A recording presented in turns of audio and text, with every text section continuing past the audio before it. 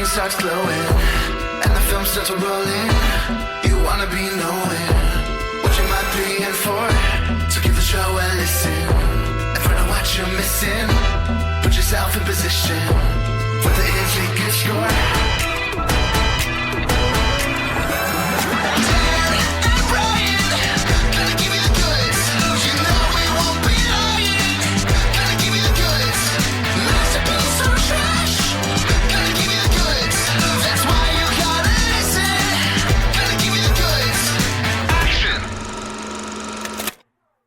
Hi, everyone, and welcome to The Goods, a film podcast.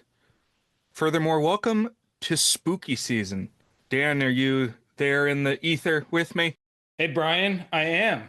We're in October.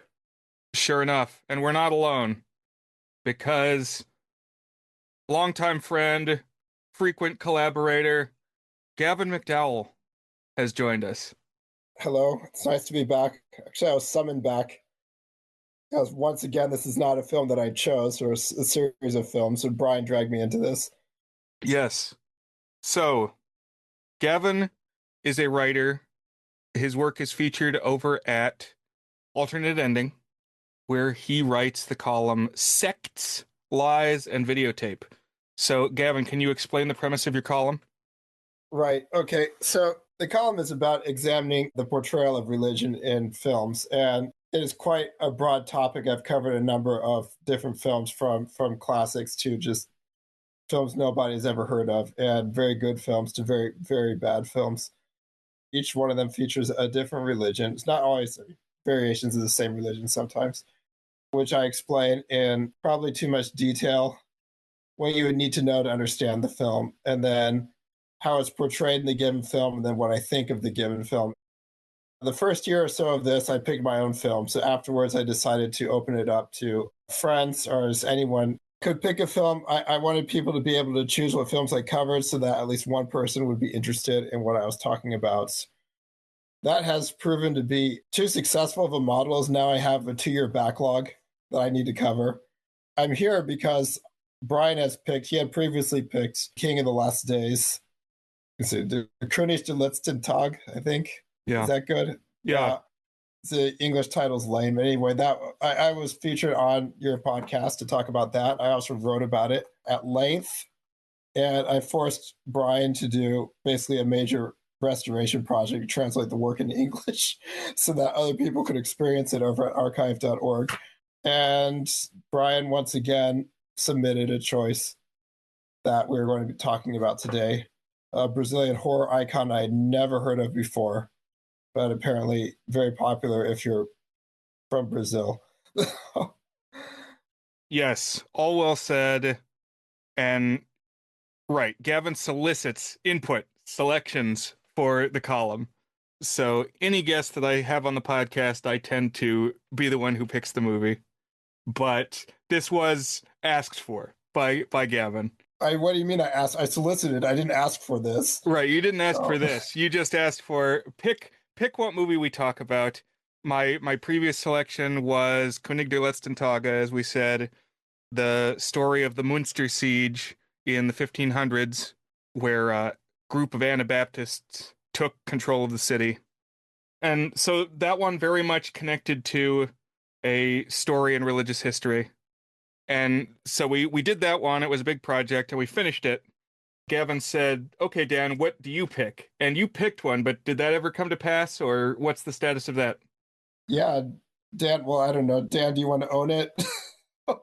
Sure, yeah. So I picked a Denis Villeneuve film. How do you pronounce it in French, Gavin? Incendie. Incendie. Incendie. It's spelled like incendies, Incendies. I found it a really fascinating film. I got more out of it than Gavin did. I found its tension to be interesting, and Gavin found its tension to be off-putting, in that it's like sort of a docudrama, but also sort of the dopiest melodrama that you could possibly conceive of. I hated it with a rare passion. So thank you. Thank you for shoving that in my face, Dad. But it was interesting to write about. So I got to talk about the history of Lebanon, which is what the film is really about. Right. Gotcha. So I picked Munster, Dan picked that, and knowing that there was this long backlog, I figured I had a long time to choose what I would pick next, and did I even have anything to pick next? And like a week or two went by, and I'm like, wait a minute, I do have one. And whenever it comes into the pipeline, I'm ready. And I planted this seed quite a while back, just knowing that what I wanted to talk next was Coffin Joe. So these are the Coffin Joe films by a Brazilian director, Brazilian filmmaker. And the films that we've covered so far with Gavin, either the ones that we've picked or the ones that he's picked, have been in many languages. For a long time, we had a streak where it was a different language every time. That was broken because we've done a few that were in English. I don't count those. It doesn't count. All right. Oh. Can you even make a good film in English? Debatable. We did Masada. That was the English one. The other two English ones, right? The English ones that we talked about later, I don't count them. One was with my dad, Inherit the Wind, and the other one was solicited by Brian, and those don't count. This one counts because it's for my column. What's the second most productive language in the history of cinema? Is it Japanese? I was going to say Hindi. Yeah, I would guess it was one of the Indian.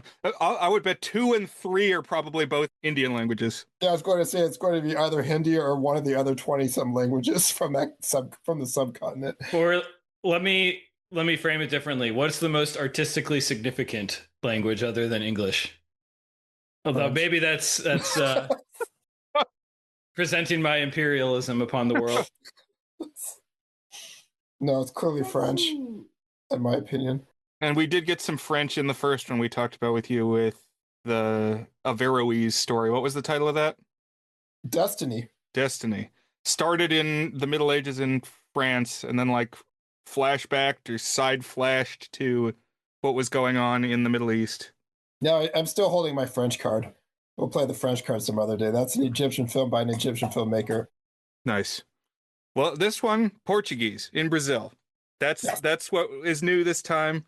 And so, guys, after the films that you watched this week, have you picked up much Portuguese? You've totally skewed my letterbox stats, as now Portuguese is like number 3 or number 4 after English, French, and no language. And yes, because Dr. Gavin is known for doing additional research. And so this is the time when I think we should talk about what this franchise entails, its kind of nebulous canon, and how many movies we each watched this week. Right. Okay. So the auteur behind Coffin Joe is a man named José Mojica Marins, and he's a real character. And I watched 11 of his films. I think. Is there a 12? Did you not hit 12? You watched 2 of the Finney Hominy, right? I watched 12, but one is a documentary about him. Okay. So I watched 11 of his films, which includes the 8 Coffin Joe films. It's kind of a nebulous canon for reasons we'll explain later, but 8 in which Coffin Joe is considered a character in the plot. And then Arrow, the kind of boutique distributor, they made a big Coffin Joe set. And for some reason, I decided to watch the other films that they included in that set, which include 2 films about a figure named Finis Hominis, The End of Man, which are kind of like the obverse of Coffin Joe. It features a character who's like Coffin Joe if he was a good guy instead of a bad guy. And then Hellish Flesh, which really has nothing to do with the series, except that it has the same director. That's the thing is, like, the director himself, there's a thin line between him and his creation. And I think the most striking thing about it is that Coffin Joe, I mean, he has a distinctive look, but part of that look are his disgustingly long fingernails. And in everything I've seen José Mojica Marins in, including the documentary, he has these disgusting fingernails. Like, it's something that he just has them all the time. Right. And it's not something he does to be Coffin Joe. He's just like that because he's a weirdo. Yeah, it's like in Return of the Living Dead. You think this is a fucking costume? This is a way of life. It's not something he just takes off at the end of the day. The lines are definitely bleeding through. Is there a distinction? Is there any separation? Or is José Mojica Marins, Coffin Joe, Zayd de Cachao. Do they pronounce the J that hard? Yeah. Really? They Okay. say Mojica many times, especially in that one. What's the one where he's in pink the whole time? Oh, that would be the bloody exorcism of Coffin Joe. Bloody Exorcism of Coffin Joe. So the reason the canon like is hard to define why it's so porous is because the guy always looks like Coffin Joe. Right. And there's even a film I had just talked with Brian before we recorded. There's a film called The Prophet of Hunger, which is not he stars in it. He's not the director, but the poster features him prominently, and he's dressed exactly like Coffin Joe. You're listening to this, so you don't have images. At Coffin Joe, how would you describe him? He wears a top hat. He has a beard and a black cape, and he looks like basically a combination between Dracula and a carnival barker. He's hard to miss. Yeah, very unkempt appearance. He's got this scruffy unibrow and the gnarly fingernails. And he is now the time I say it, Brian. I guess go ahead and pull the trigger. He looks a lot like Brian, particularly Brian in his Count Gauntly horror from the public domain garb. He played. This came up. I say we were just talking on the Discord about who has listened to the most episodes and who has appeared on the most episodes. And when you've done something, this is our 226th time, plus two-parters and spin-offs. So even more than that, I think the number of things we've uploaded is past 250. That's a lot of podcast episodes. And you say a lot of things. So even if I say something 15 times, I've still said it on less than 10% of episodes, So I'll just say this again, because I always assume that I've said it so many times that everybody who's listening to this podcast knows it. So Brian ran a extremely fun and clever and passionate horror host program called Count Gauntly. Well, it was called Count Gauntly's Horrors from the Public Domain, created by, edited by, produced by Brian. And his character was Count Gauntly, the star. You know what he looked like is he had a slightly unkempt look. He had a black hat, dressed in black. The one thing that you don't have, Brian, that it really sets Coffin Joe apart is the eyebrows. He goes nuts on the eyebrows. You don't have the big floofy unibrow that he has. Yeah, the fingernails. Gavin kept bringing up the fingernails. I could look past the fingernails. They were in the lower part of the frame most of the time, but the eyebrow. I just wanted to say, dude, shave the middle part of your eyebrow. It's right there in the center of your face. I took it to be like the equivalent of a tattoo. It's like, I don't know, maybe tattoos are too normalized, but what I thought of tattoos in the 90s, where if you saw a person with a tattoo, you're like, that person is proud of being weird, proud of being on the outer fringes. And that's the vibe that Coffin Joe gives. He's proud of being on the outer fringes. Right. He's defiant. Coffin Joe is also like Count Gauntly. He's literally a horror host, which has to be one. Like in the 80s, I'm so used to saying José Mojica, as his friends call him, Mojica. He hosted a horror program as Coffin Joe. And unfortunately, there are no more tapes of it because they did the Doctor Who thing. Yeah, they reused the tapes for another show. That I was reading about that. It blew my mind. It was called Beyond the Beyond. So what Mojica Marins is great at is titles. He outstrips so many people with the way that he titles his films. The first Coffin Joe film is called At Midnight I'll Take Your Soul. Great name. And the second one is This Night I'll Possess Your Corpse. Great name. And then you have titles like the third one is just an anthology. It's called The Strange World of Coffin Joe. That's meh. But then you have The Awakening of the Beast. I guess literally Black Exorcism. That's the bloody exorcism of Coffin Joe. The Strange Hostel of Naked Pleasures, which is a terrible movie, but the title's awesome. Hallucinations of a Deranged Mind. And, Embodiment of Evil, which is the last Coffin Joe film. That's not as great. No. He was losing it a little bit. And to be honest, the first two are actually curses aimed at Joe. So the third one should have been called May Your Every Footfall Land on a Lego or something like that. Especially considering that this guy's primary ambition in life is to get a woman and have a kid. We'll get to that. It's not only great titles, but whoever did the posters, whoever he commissioned to do the posters, all these posters are great. Agreed. They make me really excited to see the film. Sometimes the film is significantly worse than the poster. But that's, to be honest, that's often the case, just in general. Yep. So I did pick up a little Portuguese. I watched 10 of these movies this week. I didn't go all the way to 12 like Gavin did, but he had a list for us on Letterboxd. All the most official entries, as well as anything kind of tangentially tied to Coffin Joe. Basically, movies that feature José Mojica Marins pretty centrally, and he's got the big beard. Yeah, we're only going to discuss 3 of them, just to be clear, because with the canon within the canon, there are only 3 in which Coffin Joe is like the main character. Right. They're like fully narrative fiction films with Joe as the central character. And the others are meta, basically. Yeah. There's like a baseline trilogy, a meta trilogy, and then outliers. I'm going to write a column about this. I'll get into that in the column.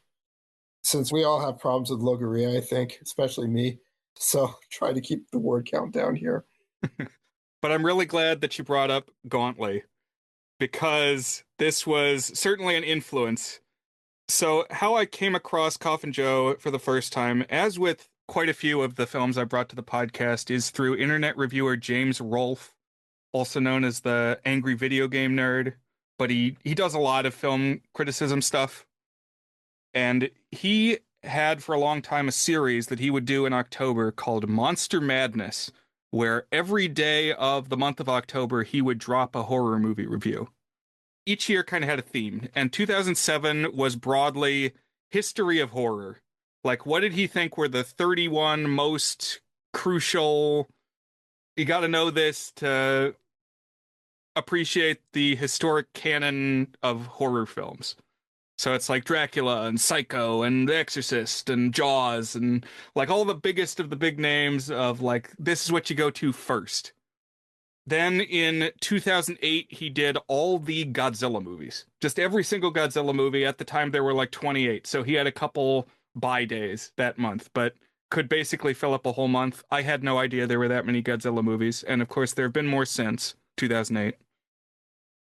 Then the third year, 2009, he basically went round again. He's like, okay, well, what are the next 31 most important or iconic? And he started kind of going further afield, but it was chronological. So it was like the very first one in the month was like the 1910 version of Frankenstein by Thomas Edison. And I was really into these. I would tune in every morning before I went to class in college and be like, oh, what's the movie today? I got to see. One of the ones halfway through the month was At Midnight I'll Take Your Soul, and Coffin Joe more broadly. But it was this 4-minute little review of what is Coffin Joe about. And it piqued my interest. And it didn't really show some of the nastiest stuff. It kind of said that where the movies went, but it was presented for a broader audience. You know, it had some bars over some bits. It was like cover the boobs jutting out of walls, or the talking butts. Yeah, for my column, I had to ask special permissions. Like, may I post stills that have nudity in them? Because it's hard. It's hard to find images from these films that do not feature nudity. But the vibe that I got from this little video definitely made me want to check out the series. And especially, as Dan said, that Joe stands out from his community. It's like any shot of this movie where he's up beside normal people. It's like, what the hell is that guy's deal? It's like we talked about in our episode about The Room, that Tommy Wiseau is the guy that you see at the party and say, I'm going to make sure not to talk to that guy. That's what Dan said. And that's how I feel about any still of the movie where you see Joe, whether it's at the bar or at the cemetery where he works. I got Tommy Wiseau vibes from him as well. One of his films has something that's pretty close to the plot of The Room, where he plays a brilliant doctor whose wife is cheating on him with his best friend. It goes in a different direction. That's not a Coffin Joe film, though. He still has disgusting fingernails. He's supposed to be a brilliant doctor that would marry this beautiful woman. He won't clip his fingernails. Yeah. So I saw this review in 2009, and then not too long after that, I think maybe the next year in 2010, I tracked down the first movie in the series, which is At Midnight I'll Take Your Soul from 1964, and I watched it. And I didn't go beyond the first movie at that point. I think I definitely adopted some of the iconography for Gauntlet. Like, I don't even think that was conscious. I never said I'm going to be Joe or like Joe, but I think it can't be ignored, the similarity. And this week, watching the others, there are things in the later ones, the This Night I'll Possess Your Corpse from 1967 and Embodiment of Evil from 2008, where it's like, oh, that's like a thing that's in Gauntlet that I didn't even know about that was in these later movies because I hadn't watched them yet. I think there's also elements of the where does the creator end and the creation begin? Am I Gauntlet?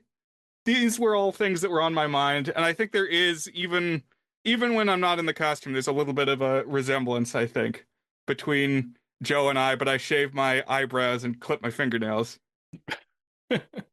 And one visual in particular that stuck out to me from this little promotional video is Joe insisting that he will eat meat on Friday, even though it's a holy day.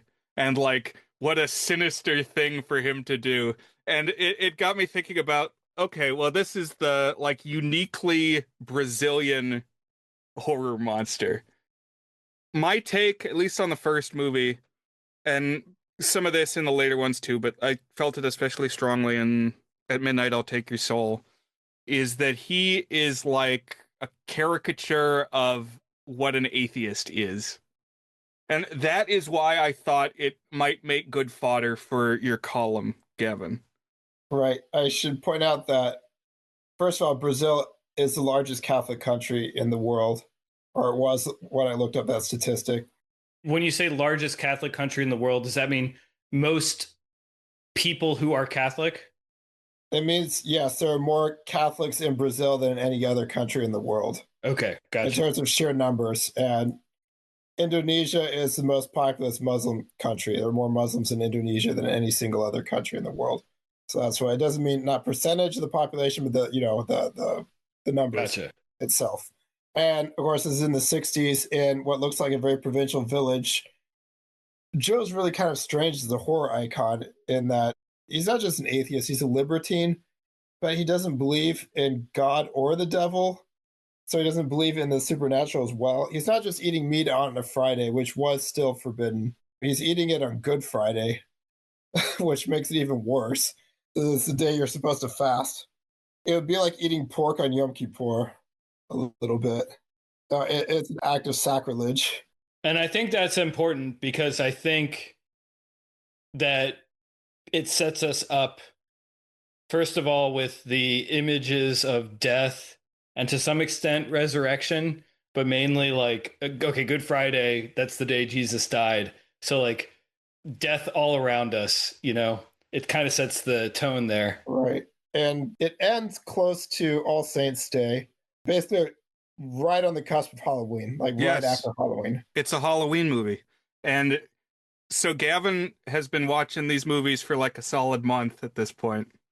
But I put the first one on a couple weeks ago and thought, I gotta wait until it's actually October because like the first 5 minutes of it really are like steeping you in the kooky spooky in a way that almost kind of belies the tone that the movie as a whole takes. But it's like the opening is first there's a rant from Joe, which all of these movies start with a rant from Joe. Actually, that begins with a witch yelling at us, telling us not to watch this movie, which is a bold gesture. yeah, it's got a double intro. So one is the witch, one is Joe.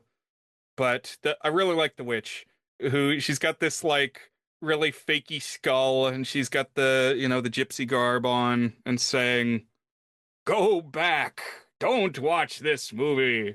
And there's like drippy ghost font, and it's fun in a way that much of this series is not much fun. When Joe talks to the screen, he says, Well, one of the lines is, "What is death? The end of life." So part of him being this atheist boogeyman who believes in nothing, and because he's not religious, has no morals, which I think is something we talked about a little bit in Inherit the Wind. The idea of, well, if you're not religious, how can you know good from bad? How can you be a good person if you're not afraid of hell? And all of that is kind of interrogated here in a way that I think justifies it as a selection for your column. Gavin, I'm interested to hear as you went along whether you feel it was worthwhile.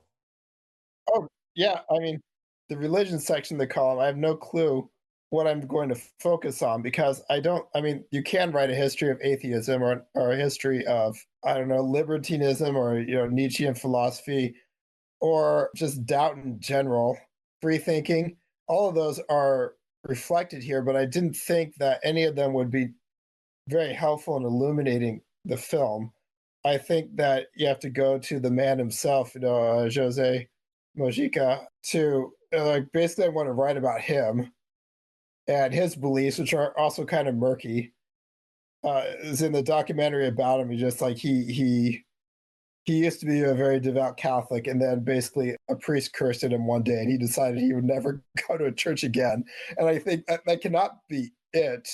The thing I find so weird about the films is that, like, it has all these gothic trappings to it, but the idea of like an atheist who defies God doesn't really. I mean, it's not really a gothic theme. Why does he dress like Dracula? What does that have to do with atheism? Why does he have visions of the supernatural? What does that have to do? I don't know. It's like, I mean, there are gothic novels about people who defy God and are punished severely for it, and that's kind of the structure of the Coffin Joe movies. When you think about other horror icons, both classic ones like the Universal monsters, or even like Freddy Krueger or Jason, he's a lot like Freddy, to be honest, except Freddy is purely supernatural. And Coffin Joe is just a flesh and blood human. He's just a guy. So I would like to say right now, because I think we're going to all have slightly different viewpoints of Coffin Joe and what he means. So Brian talked about what we actually watched. And I'm kind of curious, like, how there could be so many movies about Coffin Joe that are not, in fact, like canonical Coffin Joe trilogy films. Because the way that you guys presented it to me was, here's the three main Coffin Joe trilogy movies. And one of them is from 1964. It's the first movie featuring the character Coffin Joe. And that's the one that we're just starting to talk about. And then there's a 1967 sequel. That's like pretty much a direct sequel. And I think, I may or may not have been the second one that had Coffin Joe. And then the third one in the quote unquote trilogy, main trilogy, is essentially a legacy sequel. It comes 40 years later. So really what you have is you kind of have a duology and then a tacked on legacy sequel, which I'm not totally dismissing as being part of the continuity. But if you're kind of like drilling into the essence of like what made this guy tick, why did he want to become a filmmaker, and what did he want to tell in his story, I'm mainly thinking about these first two movies. So I don't have the full context of what Coffin Joe is, but I have some reactions and things I might even push back on to what you said about what Coffin Joe is there a second ago. But why don't you go ahead and say what you're going to say in reply, Gavin? Yeah, right. So, I mean, most of the series is kind of a footnote to the popularity of the first two films. I refused to watch the final film until I had seen the intervening ones because I felt like the context was necessary. Coffin Joe is a big hit. There are comic books. There's all sorts of weird tie-in products, including like perfume. Mojica was talking about in the documentary. He always wanted to make a pure sequel to This Night I'll Possess Your Corpse. He never got around to it in the 70s, at least. He finally did. But he was kind of struggling. He wanted to continue the story, but essentially found himself making cheap films that profited off the character's popularity. Because he is a supernatural figure in the metafictional films, which is kind of weird. Like the exorcism, the bloody exorcism, he's definitely in league with the devil. he can shoot lightning from his fingers. Other things like that. He's kind of like an id monster in the other films. The first two are definitely set apart. Bloody Exorcism was really interesting because Marins is a character in it, and basically he's on a Christmas vacation, hanging out with this family, considering what he's going to make his next movie about. And supernatural forces start like coming through the veil and endangering this family, and Marins has to like protect them. But then like the leader of the forces is Coffin Joe. Right. So we get to see like Mojica and Coffin Joe face off in that film, and that's it's literally the new Nightmare, Wes Craven's new Nightmare, but 20 years before. And it's a scream. It's really goofy, but we're not talking about that one. We're talking about the original, which is the original is it's first of all, it's the first Brazilian horror movie. It's credited as the first Brazilian horror movie. Yeah. And it's really it's just strangely structured. It's kind of structured like a slasher movie where you follow the slasher the whole time, which has been done since, but not quite like this. It's just it's an unusual film. That's how I found it. And interesting to think about where it falls in the history of horror movies, because it's 1964, so it's after Psycho, it's before Night of the Living Dead, and still unusual, I would say, this early to see such graphic violence. He was greatly influenced by EC Comics. I don't know when, I don't know if Creepshow is one of the comics like Tales from the Crypt. He wasn't just a horror filmmaker, he's basically an exploitation filmmaker. That's what all of his films have in common. This is like his third major film, I think, third or fourth. I think the fact that Joe is all about defying conventional morality kind of works as like a broad brush to paint Marins with. So you described, this is interesting to me, this story that a priest cursed at him and he decided to never go to church again. I hadn't heard that story. I didn't watch the documentary myself. You also said right after that, it probably belies something else going on with this guy. And I would say that is 100. I mean, just me like watching this guy and this movies that he's made, that's got to be 100% true. It reminds me of Song of Ice and Fire books. There's this really interesting character who kind of comes to the forefront around the third book. And he is, quote unquote, the king beyond the wall. He used to be one of the people who's a guard at the wall who has to wear a black robe. And at one point, after he's abandoned them, he still wears a black robe, but he's like patched it with colorful fabrics. And someone says, why did you abandon the wall and go join the wildlings out beyond the wall and like form an army? And he said, well, the reason I rebelled is I tore a hole in my cloak and I wanted to patch it with colorful fabrics. And they said it had to be black that I patched it with. And so that's why I left. Well, like, obviously that was the thing that incited him to leave. But obviously he would only go on to lead a revolution if there was other things inside of him stirring to do that. Not just because he thought that the fashion of the wall was bad, And so I kind of feel like this guy is just what we get from him. The sense that the actor or the character and the creator are kind of bleeding together is like struggling with the rampant religiosity of his society. And he's rebelling against it in almost like a heightened way that like is sort of self-satirizing. Like I thought also of like Fight Club. So, you sometimes see people say online, oh, people who like Tyler Durden miss the point of Fight Club. But I would also say people who say that kind of miss the point of Fight Club, because the point of Fight Club is that like he has an appeal.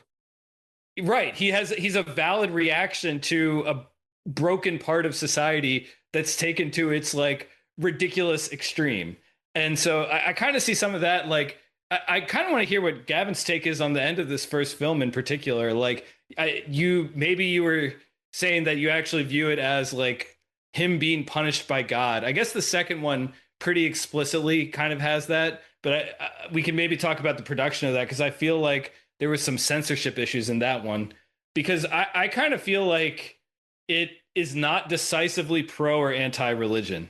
it like that's the character is anti-religion, and so you wonder, oh, is the takeaway that because he's the bad guy, religion is good? Or is the takeaway because he's the bad guy, he's actually highlighting some good thing?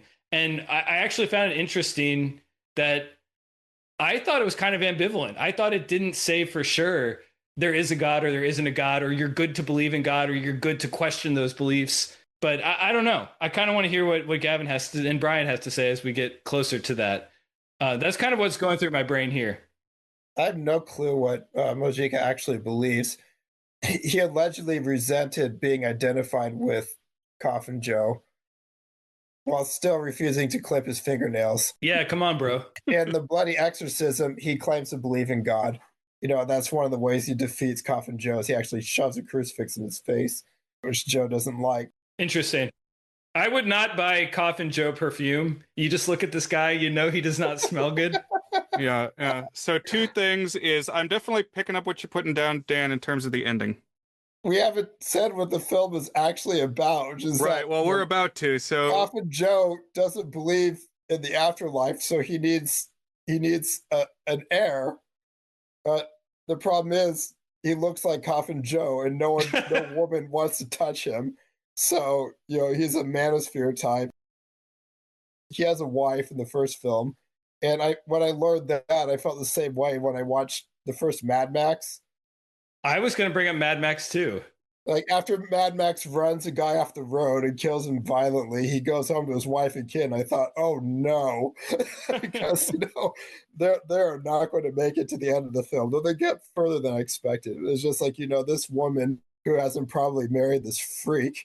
Coffin Joe thinks she is not producing a son for me, so I better murder her and find someone else. That's kind of extreme. He doesn't know if he's a problem. Apparently taking a mistress was out of the cards. Like divorce, I can understand. It's a very Catholic country, but why not take a mistress? Not for Coffin Joe.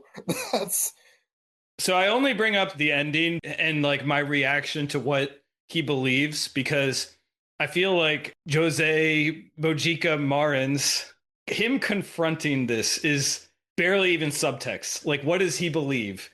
He's kind of posturing and saying one thing, but or the character rather is saying that, but it's in confrontation with belief that is you can tell it's presumed that you are a Catholic believer in this society that he's in. Right. So what I was thinking of was the Goofus and Gallant comic strips in Highlights magazines.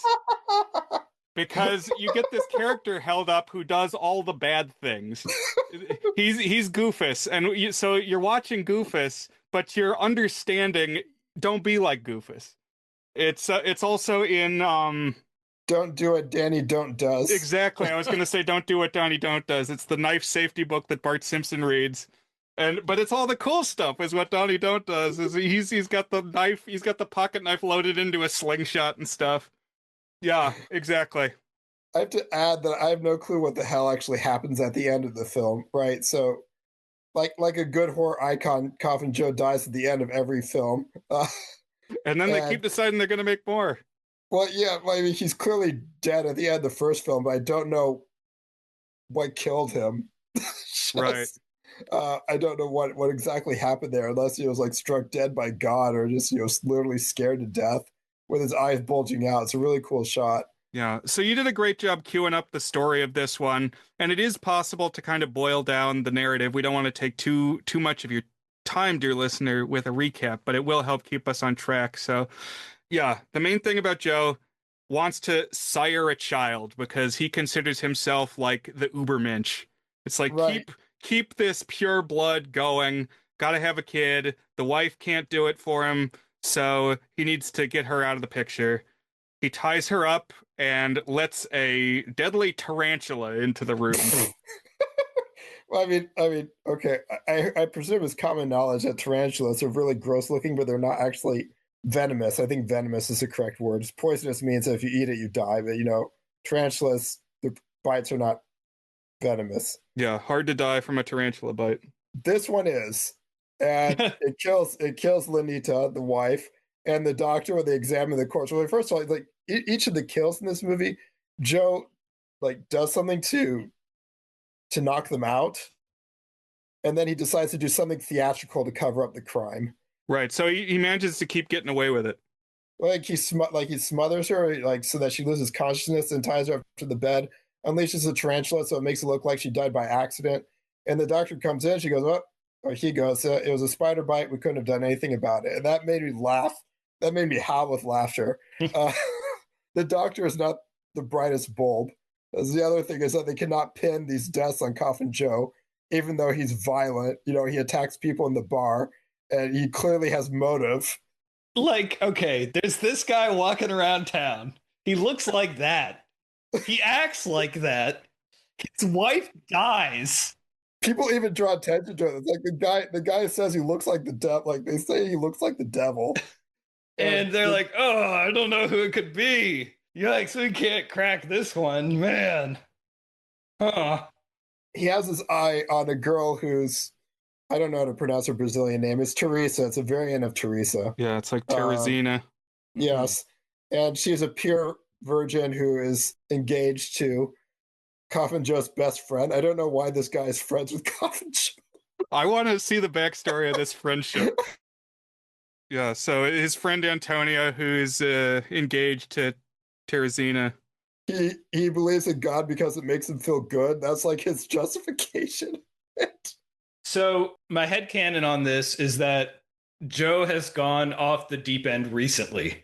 So like he's still got some vestiges of connections and like being a part of society, but like for whatever reason, he's all of a sudden gone off the deep end. I should mention that he's, you know, he does have a role in society. He's the undertaker. Good point. So he actually, you know, he takes care of the funerals and he sells, you know, wreaths and flowers and that stuff like that. And he dresses for the party. That's why it's called Coffin Joe, not because, you know, he arranges the funerals. That's the only reason. This also had me thinking of a movie that I first saw on one of my like 50 horror movies on a DVD pack that you can get on the bargain bin at Walmart. This movie from 1966 called The Undertaker and His Pals. And this is kind of an exploitation film. It's kind of a comedy, but it's about an undertaker, like a seedy, underhanded undertaker who has a deal with a biker gang that the biker gang will kill people, and then the undertaker makes money from preparing and performing burials. So it's like, I'll bury these people that you kill and split the money with you. So he's got this side deal going where this is going on, and there's a lot of exploitative deaths. And I don't know. I just think it was in the zeitgeist. Joe doesn't even think about that, but I guess, yeah, he's doing a racket for his own business. He makes a pass at Teresina, who rebuffs him for obvious reasons, though he thinks that, well, maybe she'll like me if I kill her fiance. I don't think Joe's really thought through his plans. No, like Queen Mab in Merlin, it's like, think about what you're doing if you actually want to achieve your goals. Because like his plan for having the perfect child with the perfect woman is to kill her fiance and then rape her in a society where honor is more important than life. And so, you know, incels hate this one trick. There's an easy way to prevent someone from inseminating you with their demon seed, and Teresina does it. I love the discovery of her body as someone screaming through the window. Is that too fast for the plot for you? Because that's basically what it is. Like, yes, it is what it is, but before the deaths of Antonio and Teresina, the three of them go to a fortune teller. I think that should be said. And totally it's the witch. it's the witch from the start, and the witch reads their fortunes, and she tells Teresina and Antonio, "You guys are going to be dead within 24 hours." And Joe blows up at her. He's like, "Be gone, witch!" He always flies into histrionics, which makes me laugh every time. But he hates melodrama. He explicitly says that he hates melodrama in the first two movies. Yeah, so he denies her superstitions, says that magic and fortune telling are hokum, but then yes, like the very next thing that he does is he kills Antonio and rapes Teresina, and then she kills herself overnight. Not before cursing him. No. Oh yes. So what does she say before she dies? Well, at midnight I'll take your soul. Something Exactly. like that. Oh. Yeah, she says she'll get him from beyond the grave, and he says, "Phooey." Well, unfortunately, she left a suicide note. So the doctor, apparently they don't have police in this town. They just have the doctor. He can't pin the death on Coffin Joe. He got away with it again. He can't keep getting away with this. And then, of course, because the doctor suspects Joe, he kills the doctor as well in quite a graphic manner. That's where we get the eye gouging. This movie loves to show practical effects and violence, and that includes the rape, which is difficult to watch. And that's a recurring theme in Coffin Joe movies, unfortunately. It's a lot of violence against women, and the first two are very tame compared to the third and compared to the ones in between. Yeah, all the side movies, all the 1970s stuff. But yeah, we get that eye doinking death. It's like Chekhov's fingernails. You're gonna have a creepy main dude with these fingernails. You better do something with them before the runtime ends. So sure enough, we get an eye gouging. And then he sets the place on fire to cover up his tracks. This they have the absolute worst forensics in this small town. I did find it interesting, a couple things here. I kind of agree that this first movie, it's definitely got some violence and blood, but when you say exploitation film in like the modern sense, I think of like way nastier stuff, like what we get in the 2006 Legacy sequel. This one, it's kind of skin crawling, but I think part of what makes it good, or not a good, part of what makes it effective and skin crawling is that he actually is kind of good at making a movie, achieving his goals. You feel the things that he wants you to feel in the story. Some of the seediness, but also like some of you use the word kind of histrionics, like this over the top reaction that he's having to everything too. And yeah, I'm not even sure if there's any nudity in the first one. There's some in the second one for sure. The thing is, if I had only seen the first one or the first and the second one, I would not have called him an exploitation filmmaker. By the time you get to the Strange World of Coffin Joe, which I'll mention in a briefing, that one was banned by the military dictatorship of Brazil. Yeah, that's the one where he throws a cannibal orgy and brings all his friends. Yeah, it's 3 different segments, and each of them is a different form of disgusting, but we'll mention it briefly when we get there. But no, this one feels like it's very schematic. It feels like a bog standard horror movie, except I have to remind myself it's 64 and showing the bar stuff. I mean, he basically cuts off a guy's fingers in a bar, or he maims people in a bar. My favorite part of the movie is actually when he takes a crown of thorns from a crucifix and shoves it in the guy's face. Oh, I love that kind of act of the sacrilegious acts are actually my favorite thing, not just eating meat, but doing that with the crucifix. And then later, when he sees offerings on people's graves, he takes the alcohol and he drinks it and steps on the wreaths. And the final sequence is like a strange woman comes to town and she needs someone to take her across a graveyard. No one's willing to go because we're close to the Day of the Dead and they have superstitious beliefs about being out at night during this time. And Joe's like, you people are morons. He actually does it. Like, he actually takes the woman to her home instead of attacking her. He only thinks after the fact, maybe she'll bear my child. So it seems that he's gotten away with it. But now Halloween has rolled around, Day of the Dead, and the witch comes back. He's like giving him the evil eye and waggling her finger and says, the spirits will come for you tonight on Halloween. And he's like, get out of here. It's not Halloween. It's after Halloween. It's right. I know it's the next day or two, but it's essentially it's not the Halloween season. It's their Halloween. We all watched and read The Halloween Tree. Okay. It's the time when the veil is thin and the ghosts. I mean, we watched Coco too. They're going to be coming, and he kind of defies her, but as cool and high and mighty as Coffin Joe acts, he is not impervious to the fear of hell and ghosts and stuff. It's like, it's important that he can still be plagued by these gnawing doubts. he spends a lot of time in all three of these films being afraid, which I thought was very interesting. Whoever sees Fred Krueger afraid or Jason afraid of something, like Coffin Joe gets, he gets the willies. Right.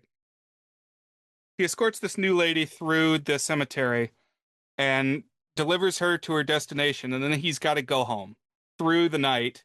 And we get this like Sleepy Hollow scene where it's like you got to go home through the woods at night on Halloween, Day of the Dead. So like the things creeping into his consciousness all around him, and this guilt in his case that he's been killing people, and he's evaded the law, but maybe you can't escape supernatural justice, divine justice. It builds to him like running through the cemetery to get to the mausoleum where Antonio and Teresina are, and it ends with him like ripping the tombs open. Well, he has a vision of ghosts first. I think he sees the ghost of Antonio, and then he sees people carrying a coffin, and inside the coffin is him, which is a reference to the dream that Mojica had in real life that inspired this film. And so the visions are kind of crowding in on him. He bursts into this mausoleum. There is a scene at some point close to this in the movie where he's stomping through the graveyard and ranting. Another Portuguese word I learned is existencia. He says he denies the existence of God and he demands proof of the divine. And he's like rolling around, chewing the scenery. But yeah, chased to the tomb, tears open the tomb, and there's like the corpses are there, but they're got their eyes bugged out. And he starts freaking out and screaming. So the townsfolk come running. They find him now reduced to a bug-eyed corpse just as the clock strikes midnight. And it's unclear what exactly happened. It looked cool, but I found it kind of unsatisfying as an ending. So I actually found it pretty interesting because it's like coming head on with this idea of, is he getting punished by God? It's the Day of the Dead, and so that's what the superstition is that these spirits are out there, and then also this idea that he's going to face his demise because of this fortune, but also like in this very Christian society. And then what actually drives him mad is he stumbles into, if I understood it correctly, essentially a mausoleum where he looks at the people that he's killed. And that kind of drives him mad. I was thinking, Brian, of the end of Bucket of Blood, too. It's not exactly the same, but like where he finally reckons with the cruel things that he's done in a way that like he kind of becomes a part of it, too, I guess. Right. And but he like, can hear the voices of his victims. And yeah, I can definitely see that.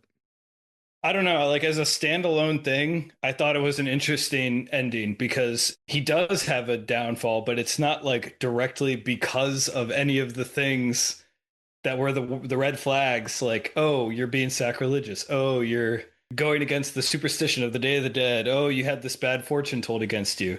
But it's because of the guilt and the agony of his own cruel deeds that did. But who kills him? What killed him?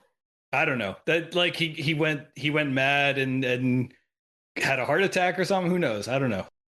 Poetic death.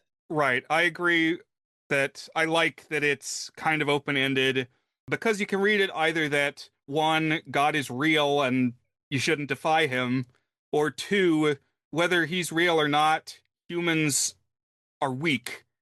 And any who may claim to be superior to their fellow men, or especially like superior to the universe and its forces, are delusional. So it could have been that he is just stricken dead by fright. Like, he's not above that. Gavin even said, spends a lot of the time afraid. What this movie makes me think of, and someday we'll have to watch on the podcast, We're Back, a Dinosaur Story. Good luck with that. The antagonist in that film is named Professor Screw Eyes, and he runs a horror circus, and he wears a top hat. And he probably the biggest influence on Gauntlet. I'd say number one, Professor Screw Eyes. Number two, Coffin Joe. Number three, Professor Hinkle, the magician from Frosty the Snowman. But all top-hatted antagonists. And at the end of We're Back, a Dinosaur Story, everybody leaves the circus behind and abandons Professor Screw Eyes there alone at the circus. He suddenly starts freaking out.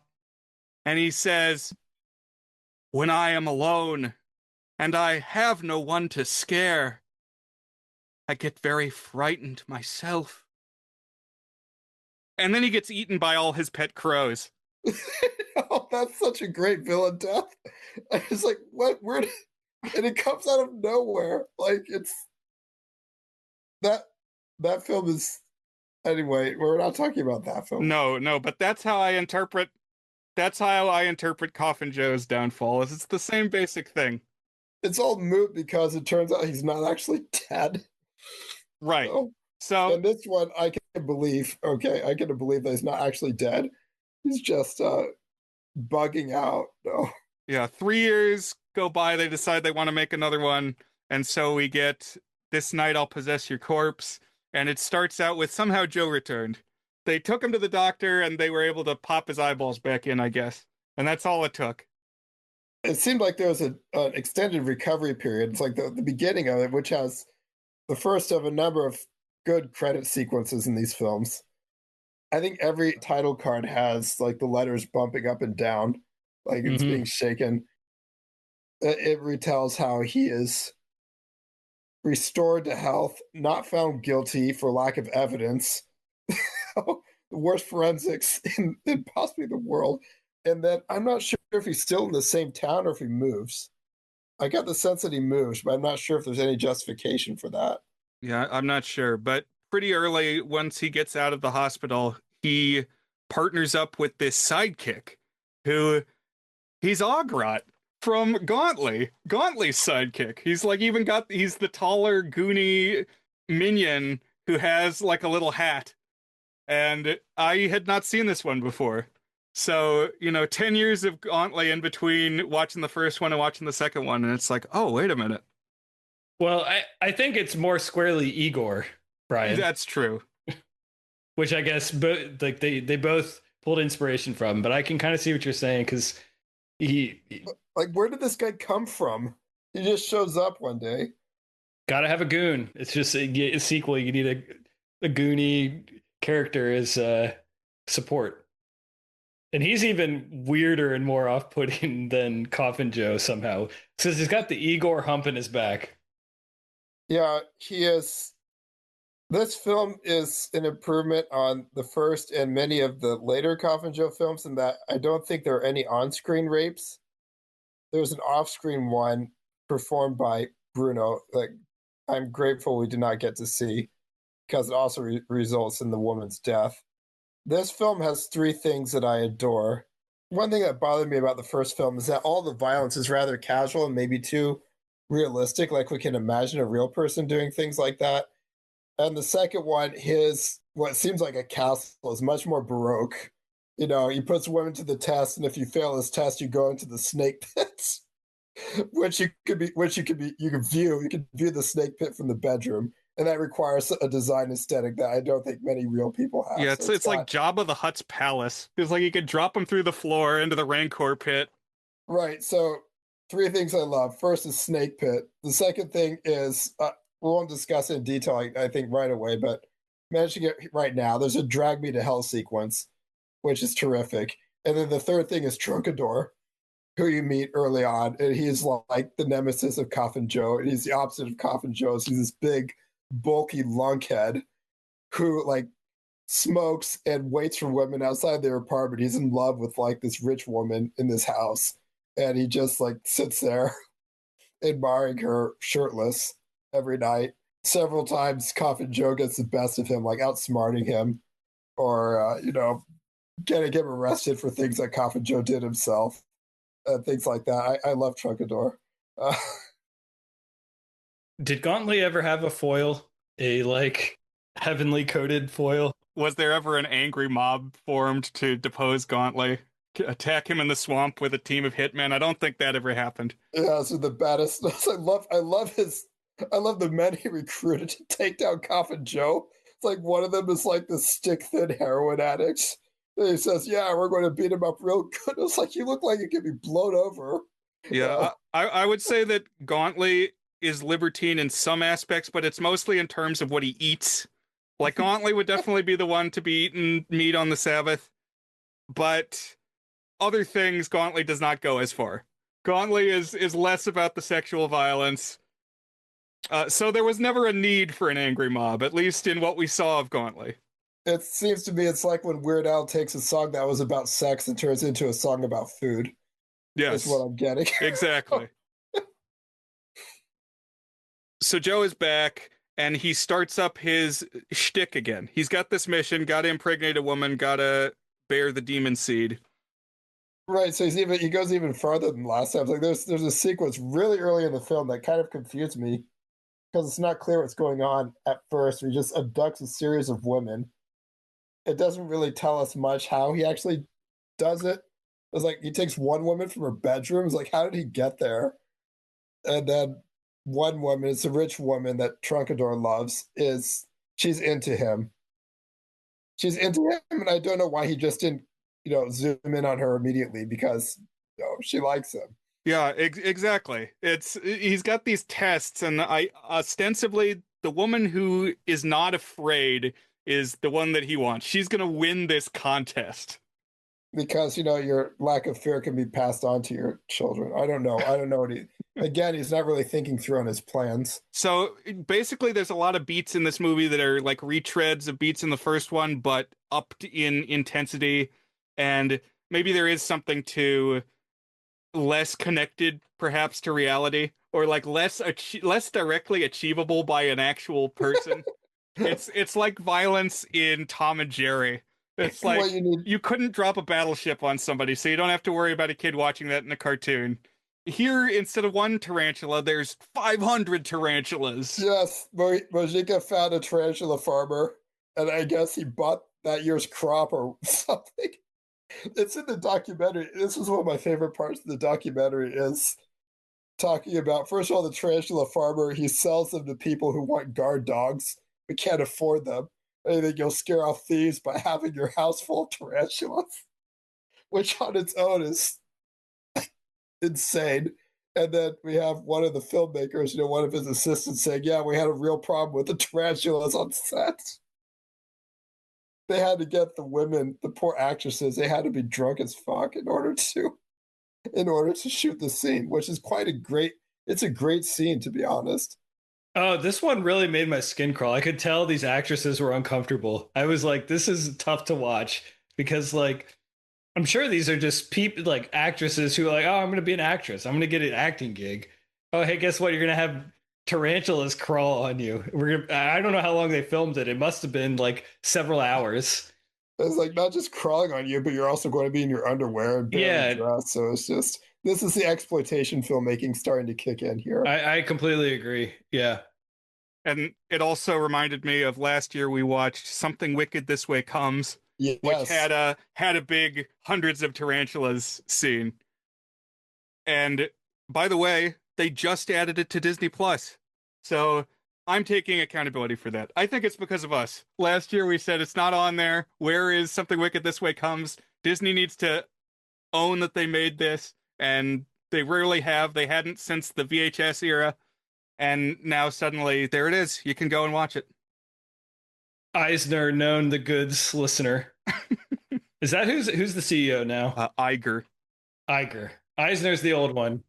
Then it was Iger, then it was Chapek, and now it's Iger again. Yep.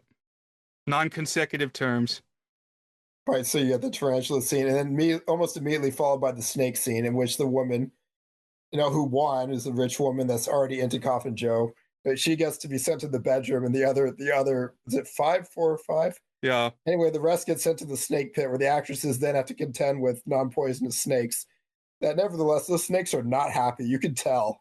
Like one of them is like opening its mouth and like warning them.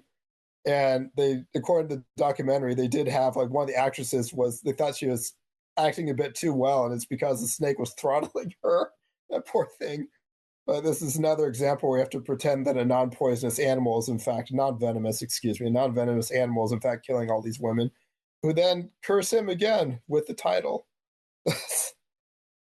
you mentioned this woman who, I'll just put it this way, she matches his freak. That's like a phrase that was thrown around a lot on the internet. She can't match his freak though, because she can't have intercourse with him while watching people die in the snake pit. Yeah, it's like the spiders. She was cool with the spiders, and then she draws the line at killing the other five. Well, no, not that, not necessarily that. Just Joe pulls a cord, and then the snake pit opens. It's like, we're going to watch this while we make love. And she goes, "Oh, that's a bit much, Joe." But I'm on the same wavelength with you, Dan. I think that is the point of all this. I mean, metagaming, I think the point is that Mojica Marins wanted to do these things and like put people through the paces, and so brought this about. But I think the story reason is that yes, Joe is looking for somebody who is on his wavelength, matches his freak. But she's not quite there, so the film has to restart, which is a structural problem. Right.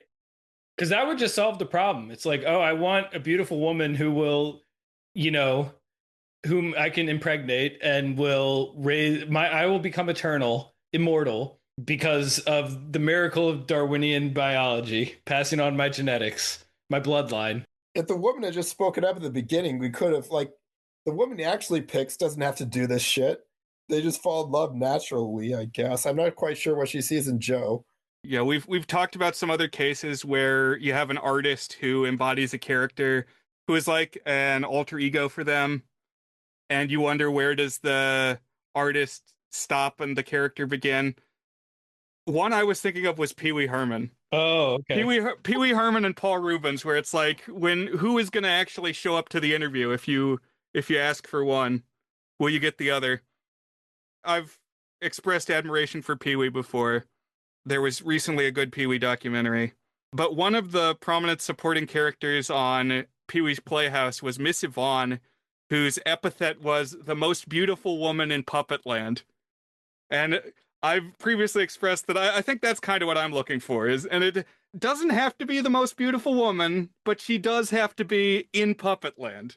It's like she's got to be on that wavelength. And so some of that here in Joe's quest. Like, she's got to be this twisted, sadistic fuck like he is. Well, right. So the movie starts over and he finds the sadistic fucking Laura, who is not afraid of him when he puts a knife to her throat. But she's also the daughter of the colonel, and her brother is a shithead, and Joe takes care of him in short order and then pins it on Trunkador in one of my favorite scenes. A lot of screaming in this one, and the third one of Laura! Laura! It had me thinking of Steve Urkel and Family Matters. Oh, Laura! It makes him more sympathetic in that, first of all, he actually has a woman who is on its wavelength, and then like they lose their child, which is sad. Like I never felt bad for Coffin Joe in the first one, but I did in this one. I think that's kind of important because he is our main character. I sympathize him with a little, and that Trunkador's persecution of him is some respect unmerited based on his jealousy for the other woman. Trunkador is just kind of he's not someone you like. There's nothing you like about this guy, and I love the fact that Joe outsmarts him very easily, and he dies miserably. Yeah.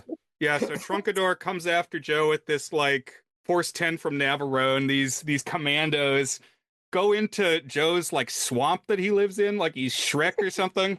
But they're not prepared for the territory. They don't know where all the quicksand is. And so Joe is able to like finish them off, just kill all of these hitmen guys. He does hit one of them in the head with an axe, so it's nice to have those. But really, the star scene in this film, and I'm pretty sure like Mojica must have thought the same thing because of how many times he reuses it in his filmography, or reference it, or have people watch it in the other films, is this dream sequence he has where Laura's brother drags him in the cemetery, and then the people in the cemetery drag him into hell, and then hell is in living color, and it's awesome. I love this sequence so much. And this was also in the little James Rolfe video to get you hype. And I was feeling it. It's like, what the heck? Just all these quick little shots, many of which had to be censored, of this hell sequence. And it's like, I got to watch that. What is that? And like the guy who drags him out of the house is wearing this like gimp suit or something. It's like this black body sock, and something about the costume makes his arms and legs look super long, like Slender Man. He's just kind of dragging him out the door, and then all the hands come out of the dirt and pull him down into the Technicolor hell. This was partly triggered because he learns that one of the women that he killed in the opening scene was pregnant. Right. And Joe loves kids. He wants to preserve their innocence, and his whole quest is about continuing the blood. So, children are the future, says Coffin Joe. He defends a child in the first film, and he does the same thing in the beginning of the second one. And this is part of his weird, like, so he hates women apparently, but he wants to preserve the unborn. He's very pro-life in that way, which is also quite. Freddy Krueger is not like that, to say the least. I think it really highlights that consciously or subconsciously, it's highlighting that Marins here is dealing with complicated feelings about people. Like he kind of frames it in his weird, messed up philosophy. I guess it's like Nietzschean or whatever, where he's like, "Oh, the only way that I can be preserved is through passing on myself to the next generation or whatever. Nothing else really matters." But then he also likes kids. He's kind of like obsessed with the idea of like caring for this kid and bringing about this next generation, which is like sort of a positive caring concept, but then it like manifests in all these awful things that he does, you know? And I this is where I'll say, I guess, like I have a weird mixed opinions about the second one, because to me it's like I don't think this idea gets more interesting talking about it more, but like it's done better in the sense that the production is better. You have this outrageous sequence that you're talking about with Hell. I mean, just a production marvel. Like really, I don't know what budget he was working on, but this is so cool looking. I'm 100% with you on that, Gavin. But it's like, other than introducing this idea of like, well, what if there's someone who kind of mirrors this concept back at him? How does the story resolve if there's that? Well, there's kind of not much of a story at that point, because you got the person whom you can impregnate, you know? So I guess it's got to introduce drama with that, which is what it does. And yes, I do feel bad for Joe when he loses his child at the end. It's just weird that this like manifestation of evil, his major goal in life, is something most of us do by accident. It's just, have children and live to regret it. Yeah, he's almost like an inverse person in that regard. It's like, if he had just clipped those fucking feet, like he just needs he needs nail clippers and he needs a razor, and then he could probably find and also stop killing people. Maybe he could find a woman who would want to have his child willingly. I mean, he does find Laura, but he's like 2 personal hygiene habits away from being a functioning member of society. It's like, what's the other one on The Simpsons? All you got to do is comb the sweet tarts out of your beard. Says the girl at the Comic-Con to Comic Book Guy. But I also get a sense, like, the first movie, he did want to create a monster, but like a monster that was like confronting these ideas in society. I don't know how consciously he was trying to do that, or if he was just reflecting like his own feelings, which happened to be in that society that he's reflecting, you know? But the second one, I got the sense that like, oh, people reacted to the first one by me being like over the top and like weird stuff. So I'm just going to sort of have the same idea, but add in more over the top weird stuff. It's not quite as far as like Tommy Wiseau trying to reclaim The Room as a quote unquote dark comedy, but I feel as if there's an element of like, he kind of put himself out there a little bit more earnestly, and then like he's playing up the caricature elements in the second one and beyond, I assume. I don't know. I haven't, like I said, I've only watched the 3 trilogy ones. So just a little bit of the flavor of the hell that is presented here. There's like people hanging out of walls. There's a lot of like infrastructure made of human bodies. That's something that comes back in a lot of these Coffin Joe films, is like dream sequences of stuff made out of people. And there's whipping and pitchforks. There's like what you would expect in a cartoon of hell. Isn't there like, I thought there was ash. It's either ash or snow. in some interpretations, some people think it's snow, like Dante's hell. I thought if it was ash, like the people like being stuck in the wall certainly, you know, was quite an image. And then the demons coming personally, not just whipping them, like one of them like puts a stake through their forehead or something like that. Oh, yeah, there's like hammering a big nail. Yeah, then you see, Satan himself, who is Mojica, playing himself and doing something he does in a lot of his films, which is walk down, like sit on a throne, first of all. Like for an atheist, he has all this gothic like affectations, including wearing like big bling medals and like sitting on a throne and then walking down stairs of people. Yes. Which happens in at least 3 or 4 of these films. I forgot if that was first in this one or if it was in Awakening of the Beast first, but a lot of these movies, he makes the human staircase, and it's mostly women. I think some men are in there, but yeah, it's like strip them down, make them into a staircase, and then walk on them. He likes to do that trick. Doesn't he also play the devil? Yes. Yes, he plays both the devil and the terrified. This is like Coffin Joe's like going out of his mind in this sequence. You don't see slasher villains get scared very often. Or, even, I don't know, does Dr. Frankenstein get scared? I have not seen any of the Universal Frankensteins. I don't know if that's totally on topic, but I feel like Okay. Frankenstein, to pick Frankenstein, is one who regrets his actions. Okay, maybe that's a bad choice, but, the monster, does the monster get scared? Does Dracula get scared? I don't know. Man, maybe we got to talk Frankenstein at some point, but what Dan said about Fight Club, where it's like the top review on Fight Club on Letterboxd is like, you watch it once and you think Tyler Durden is so cool. You watch it twice and you think anybody who thinks Tyler Durden is cool is an idiot who got the movie wrong. And then you watch it again and you're like, well, it's kind of about both of those things. The top review on Frankenstein is like a total layman thinks that the monster is Frankenstein. And then you watch it and you learn, oh, wait, no, the doctor is Frankenstein. And then you watch it again and you realize the doctor is the monster. Okay. Syntactically, you had it correct. Yeah. Correct, exactly. Yeah, it's like the bad guy is the scientist. The monster, the creation is innocent. And it's all the mistake of the doctor is what is really messed up.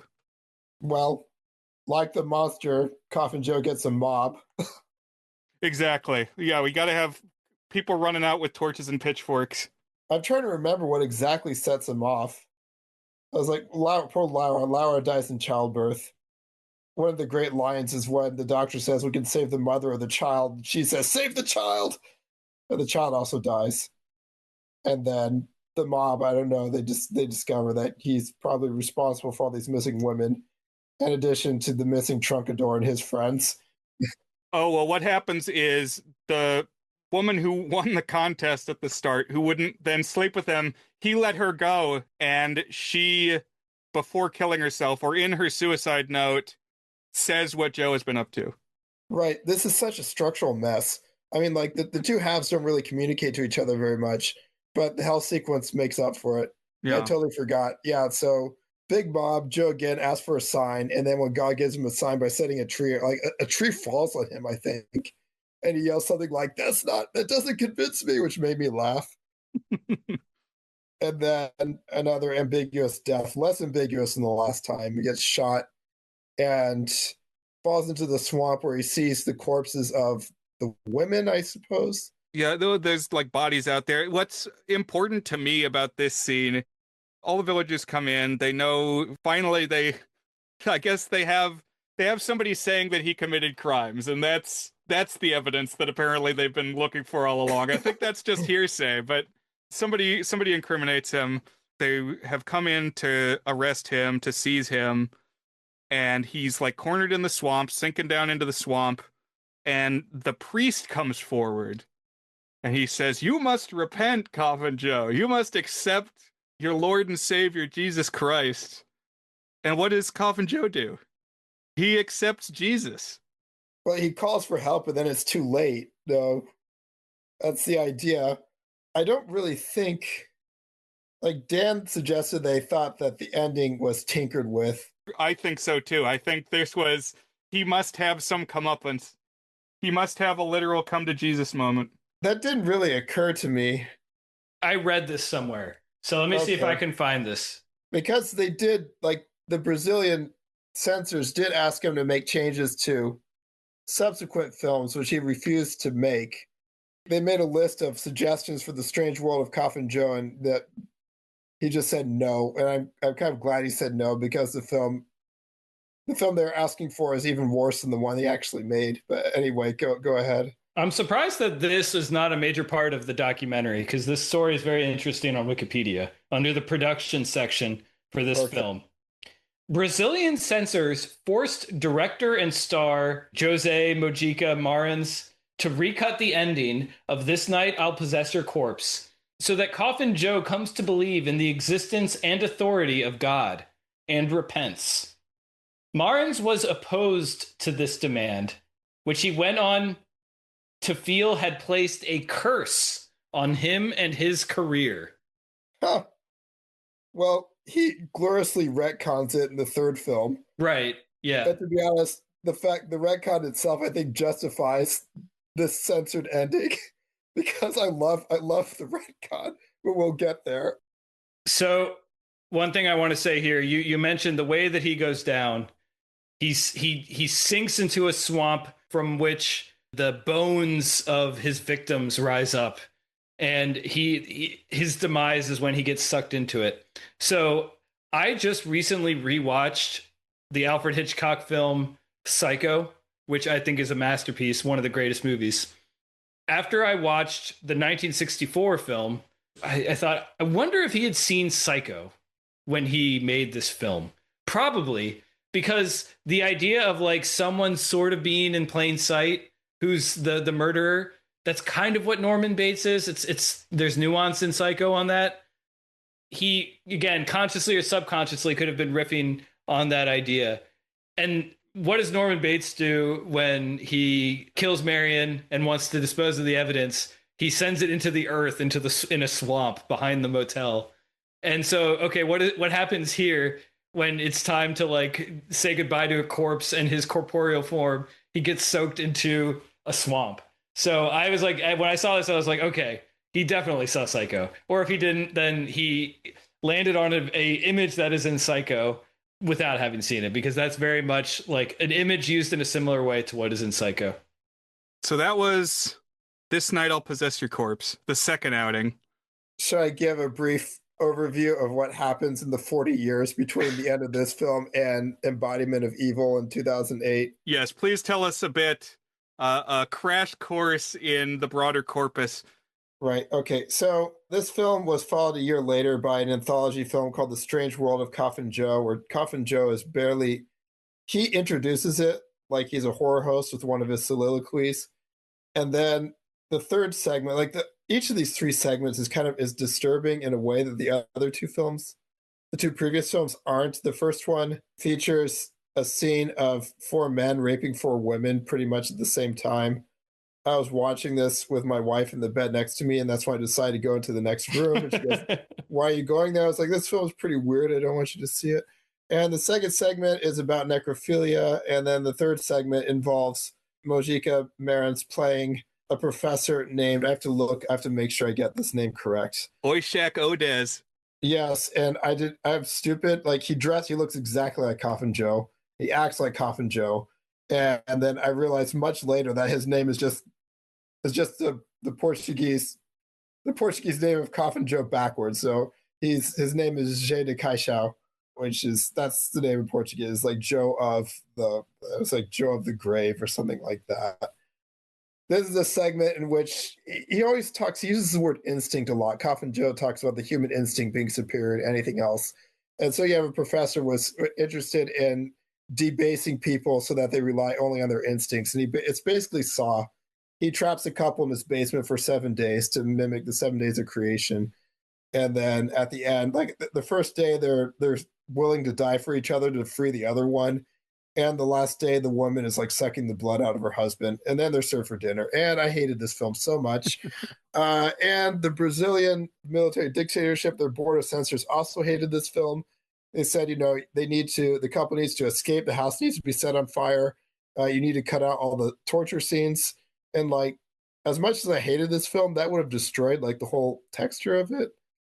So if you're like a disturbed individual, you like really disgusting stuff, or if your kid asks you for the 120 Days of Sodom, but you only have the 120 Days of Sodom at home, this is a film. This is a film you can show. In your Letterboxd review, you mentioned Sallow, and this movie was where I most felt it's really leaning into the Marquis de Sade territory.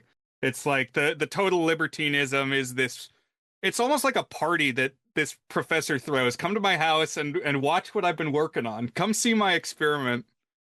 It's an interesting film. It's not boring. There are other ones that are boring, but it's basically without merit, artistic merit. And I felt much the same way with the next one, Awakening of the Beast, which is kind of poses a metafiction.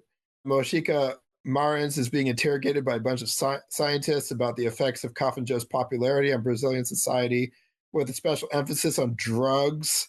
You see scenes of people taking drugs and doing things, usually violent things to women.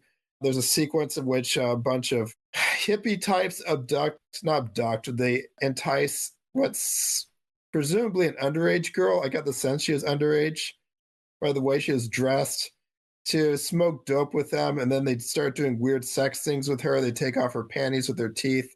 And then a guy dressed like Moses uses his staff in a very inappropriate way, but she seems to be into it until she dies. Dan, you didn't watch this one. Now, yeah, you see you see what you missed.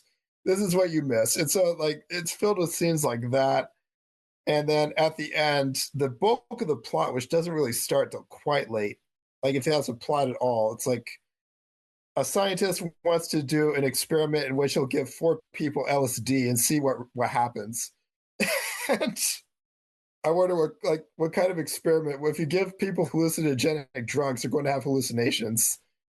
They all saw This Night I'll Possess Your Corpse right before, and they're all staring at a poster of Coffin Joe, and so they all have Coffin Joe hallucinations, and the hallucination is pretty cool. That's not quite the level of the hell sequence, in which Coffin Joe is now like taking the place of the tormentor rather than the tormented. And there's weird sex stuff in it. It has the butt people, though. I quite like the butt people. Yes, that felt like a more vulgar form of something that we did on Gauntlet, where we did torso people with nipple eyeballs, but here it's butt people. But I definitely was vibing with that. And he like goes around a corner and there's a bunch of people in masks, like the bear guy in The Shining. A lot of weird stuff. These middle chapters got much more experimental. The Brazilian censors were not into it. They banned the film. It was not shown in Brazil for like 20 years. Oh, wow. It was followed by The Bloody Exorcism of Coffin Joe, which is much more conventional. It's a ripoff of The Exorcist. In fact, it was the people had the rights to it. They did not want to sell the film to Arrow, so it's not in the Arrow collection, which is a shame because I quite like it. It's hokey as hell. And we already talked about it a little bit. It doesn't have the drugs or the sex. It does have animals like snakes and spiders in a Christmas tree, which is an indelible image. I quite like that. I like the subtitles calls them critters. I was like, oh, there are critters in the Christmas tree. She's so terrified. It's this little girl being menaced by the spiders and snakes, and the subtitles say critters, and it took me out of it. Like, save me from the critters. And then at the end, you start getting more X-rated stuff. There's a naked woman thrashing around, and then there's a cult scene where he confronts Coffin Joe. It's pretty fun time. You have to watch on YouTube, where it seems like a rip from like a television.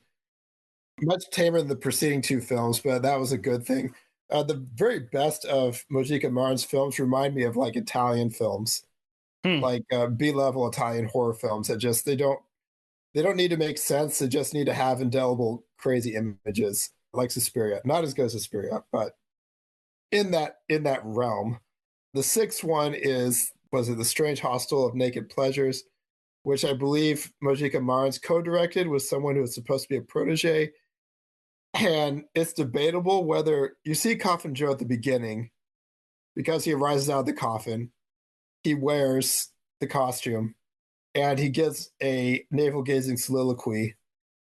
But the bulk of the film, you have Mojica plays a man where he's wearing a bowler hat, I believe. The hat is wrong. So he's Coffin Joe-esque, but you're not sure if it's really him running the strange hostel, again, called the Strange Hostel. It's kind of plotless. People come to the hotel and they can't leave. And it's like Hotel California, but it's 80 minutes long. And you learn at the end that, of course, it's hell or it's the afterlife or something like that, and the people are dead. And that's like EC Comics ending. And both Brian and I really didn't care for this one. Yeah, I'm glad that what you got out of it is what I got out of it, because when I watched it, something was wrong with the audio track where I think it was out of sync by like a minute. And so I couldn't keep track of it at all. And by the time I was like halfway through, I decided that it was probably not like a clearly linear plot. It was just like things that were happening, but I wasn't totally sure if I had just missed a lot. Did you not finish it then? I did. I watched the whole thing, but I Okay. stopped trying to understand a story beyond this is a hotel, people are there, experimental stuff is happening. There are some cool shots. There's a lot of interesting, like, strong colors. There are these things that fly by the camera that look like planets. I wanted to know how they did that because it was like it looked like trick cereal that was like suspended across the camera like a asteroid field. But yeah, not one that I would say you got to watch. I didn't hate it as intensely as Strange World or Awakening of the Beast, but it is far less interesting. So I don't really know how to rank these films because of that. And the last one Coffin Joe appeared in before, Embodiment of Evil, this is a full 30 years before, so 1978. It's called Hallucinations of a Deranged Mind. It's like a demo reel. What Mojica Marins wanted to do, he wanted to make a real third Coffin Joe movie, and he wanted to make this to kind of stir up interest in it. And it has like the thinnest justification of a plot is a guy is having hallucinations of Coffin Joe, like stealing his wife. And it's mostly previous clips, like clips from the previous films. Sometimes it's cut material. Like there are parts of the hell sequence from This Night I'll Possess Your Corpse that I don't recall seeing before. Some of them are quite intense. So it is, I described it, I think, in my review as a screensaver from hell. Like narratively uninteresting, but if you want to have like a trip, if you get yourself high and watch this film, you'll probably probably a bad idea. You probably don't need to get high. It's just like it's seeing weird images dance across your screen for 80 minutes. It's like I could not give it a negative review, even though and the narrative that's there, Mojica Marins comes to this guy and says, Coffin Joe's not real.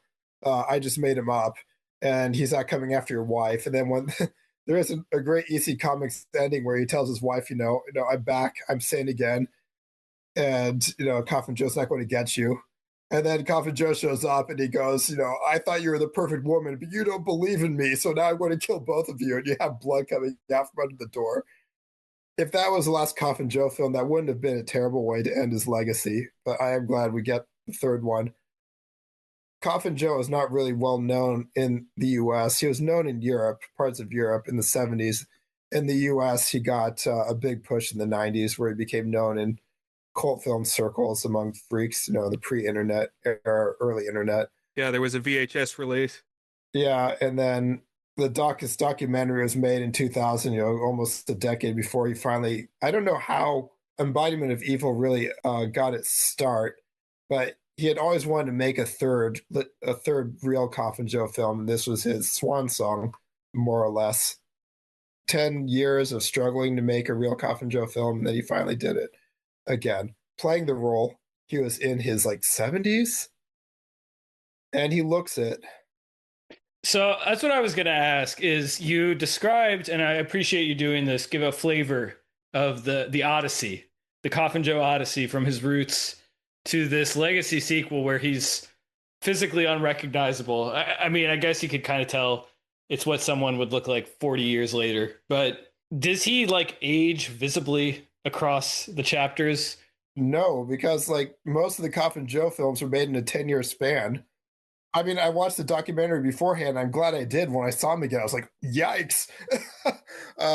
He looks like a sad, fat, Santa Claus. He has a gaudy Christmas tree in his apartment.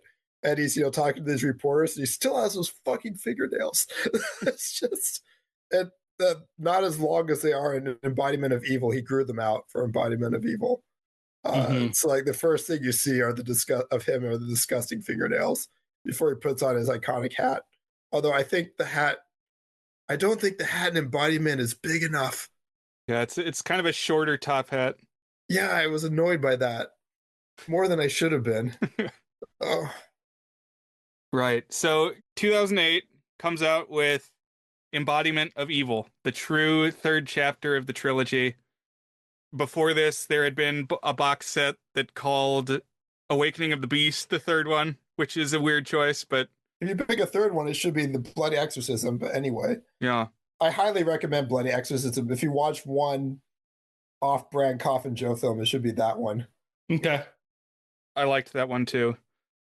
The explanation at the start of Embodiment is that actually he didn't die again. Didn't drown in the swamp. I was thinking of the movie Misery, where Kathy Bates said when she was a kid, she went to a cereal and like the action star, it ends with a cliffhanger and it's like, oh, the hero died. And then the next chapter, actually, no, he didn't. And she said, and I stood up in the theater and I yelled, he didn't get out of the cock-a-doodie car. That's how I felt at the start of Embodiment of Evil. It's like, no, he died. You can't keep pulling the wool over our eyes, guys. I mean, you're a horror aficionado, right? You have to tolerate this shit. Right, they do this all the time. I mean, he was shot too, wasn't he? Like, he just didn't drown in the swamp. He was shot beforehand. But no, he just comes out of the swamp. And then this is the retcon that I love, is the last thing he's asking for the cross as he's drowning in the second one. And then in this one, you have a guy like, this is the only time that someone that's not Mojica Marins played Coffin Joe officially. They restaged the ending. He comes back out of the swamp as if nothing happened. And he was like, give me the cross so I can crucify him again. And then he immediately attacks the priest. And more importantly, he attacks one of the cops that's there and gouges out his eye. And so, yeah, they throw them into the slammer, which reminds me about the first film. Like, he just doesn't murder people. He like attacks them in public places. And they can't even nail that on him. Like, there were witnesses. Yeah, it was like everybody was scared of him. Everybody, I guess, didn't want to speak out. But yeah, you got to be able to get him with something. And so finally they take him to jail. And I guess I looked this up, and what the internet says is that this is accurate, that Brazil does not have the death penalty unless, like, if you're a traitor or something. I guess still the Constitution says that can happen, but in practice does not happen. And they don't even have life sentences. The maximum sentence that you can be sent to prison for in Brazil is 40 years. So, hey, 40 years later, let's have Coffin Joe gets out. Some states have that, but the way they get around it is you get multiple sentences. So, like, it'll be like, I'm trying to think maybe California or something. Like, if you killed multiple people and then you did other stuff too associated with it, it's like, oh, he's got a 700-year sentence. Well, obviously it's a life sentence, but sometimes, I don't know, I feel like different places have different rules about that. Like, oh, it must be served concurrently. So it's like you take the maximum essentially of what it is. I've heard about that. So I don't know. I appreciate the method acting of literally waiting 40 years just so you can play the character 40 years later. And who's there waiting for him when he gets out of prison? Algrot. I think the character's name is Bruno. I was disappointed it wasn't the same actor. Me too. But there to take him home to his torture castle. And they get back, and there's this like dramatic moment where he sits down in his armchair. Joe is like back at his house and he sits in his chair, which I don't think we'd seen this chair before, but it looks like the chair that Gauntlet has. So I was just thinking, I mean, it's just an armchair, but it's like I kept seeing connections. The big moment for me is that when he looks out over Sao Paulo, and announces his return. And the last time we saw it, like, he lived in like this dusty hovel of a town, and now it's like a big metropolis. It looks like City of God. It was like Brazil had changed so much. I wanted there to be more of that. So there's a little bit, you kind of get the sense of like of the feeling of a small Brazilian town in the first two movies. And then now you're like, oh my God, this place is just dauntingly huge and a labyrinth of buildings and cars and modern noise. And so like the way that something could get lost in the first two movies, like, is that everyone's disconnected. It's a big old dusty village. Everybody's kind of doing their own thing. Here, the way that something would get lost is that there's just too much commotion.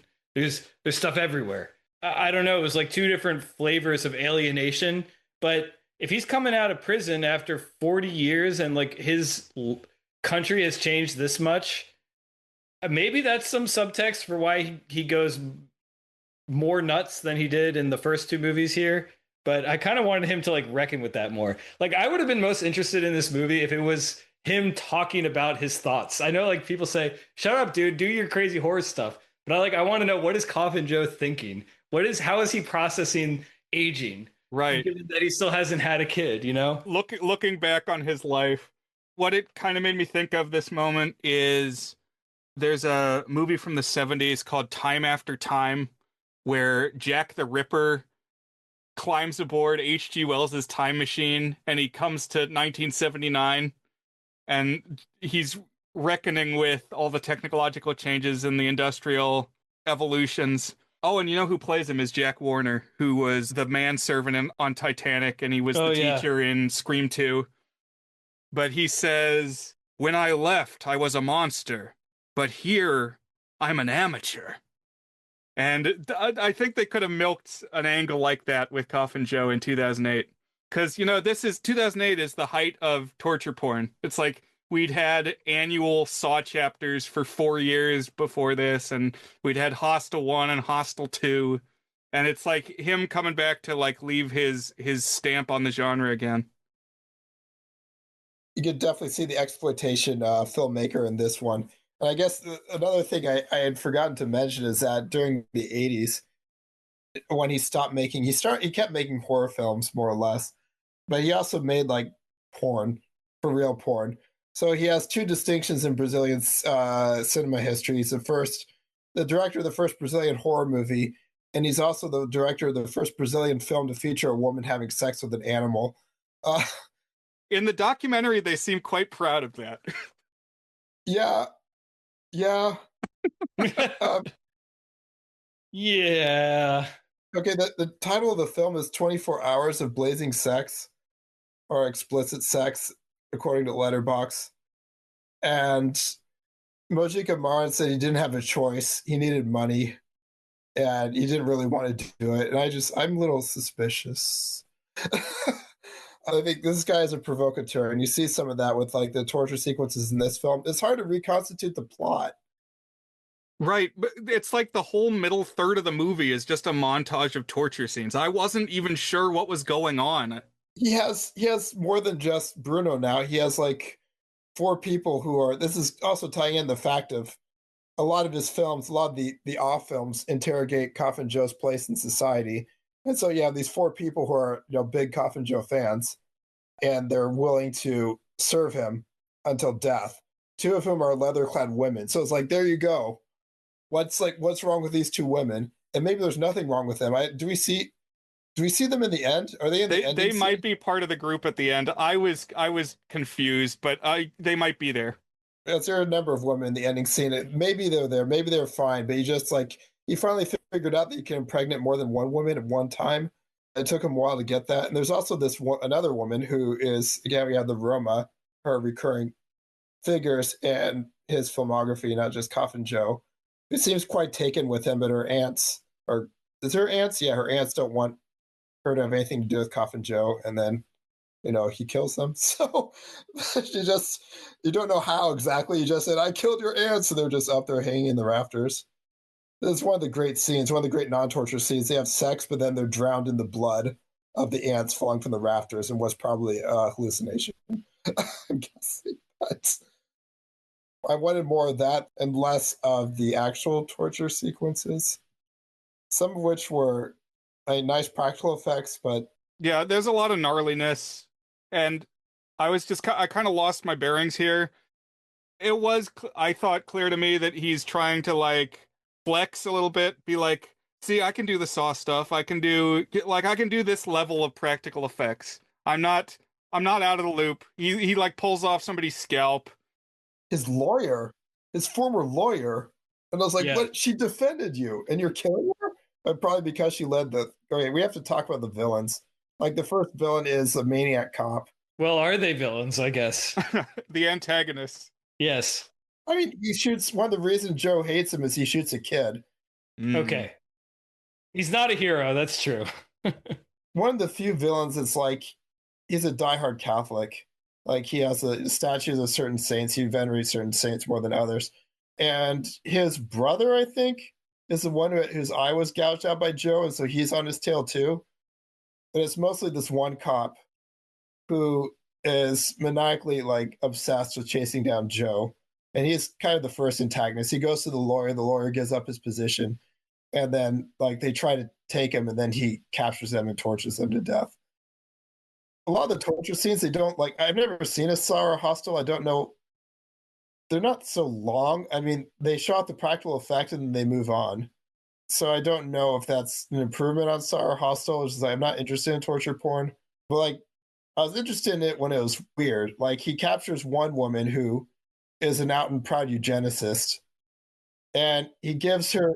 I think this is a hallucination. He gives her a drug, and then she hallucinates that he's cutting off one of her buttocks and then feeding it to her. And that's something I never even imagined. Who could conceive of such things? Well, I like films that show me something new, and that was indeed something new. Like the rat torture, I had seen variations of that before, but I'd never seen someone like Eat they butt. yes. We're breaking new ground here. That was a good example. It's weird. It's a great practical effect. It's not too disgusting. And in the end, it's just a hallucination. I wasn't sure because when she sits up again, you don't see that part of her butt. There's a lot of nudity in this, by the way. Oh, yeah. Terrifically beautiful naked women, and also old naked women. So, he's trying to have it both ways. Egalitarian, yeah. Yeah. So a couple things here. So one is like, 40 years is a long time. That's like, we're talking like a third of film history has passed between, maybe more. It's like, since there have been talking films, it's like more than half of history, So like, it's unrecognizable.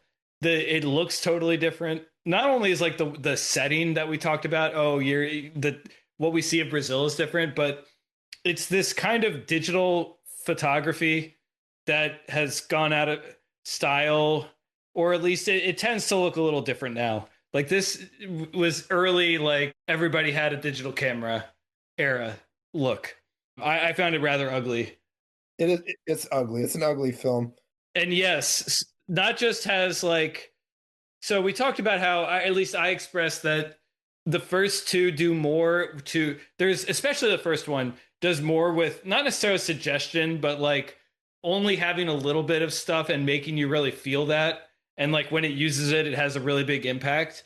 This, it shovels it on you. It's like nudity, grossness, violence, depravity. Just like it's clearly like the norms have changed, not just the technology, not just the look, but the norms about like what is provocative has changed a whole lot. And so just texturally, it's unrecognizable from the first two. Well, that second one's on you because you didn't watch any of his intervening films. If you had, like Brian, you cheated a little, but Brian, you had seen at least some of them before diving into Embodiment of Evil. It didn't feel like such a huge jump to me, at least.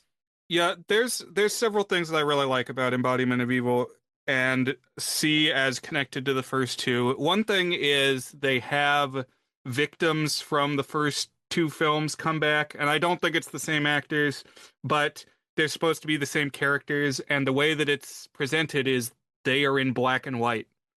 So they have this like ghoul gray makeup and contacts so that they look like, and probably some editing too, that it looks like they're completely desaturated. And so they're these specters from the past, his past. It's still the idea that, as tough as he acts, he's haunted. He is a haunted person by his guilt. I guess. Just the things that he does, they leave a mark, and they're presented as these vestiges from the past that are still in black and white. And I think that's an interesting way to do such a distant legacy sequel. I love that these ghosts consist entirely of his former sexual partners and also Trunkador.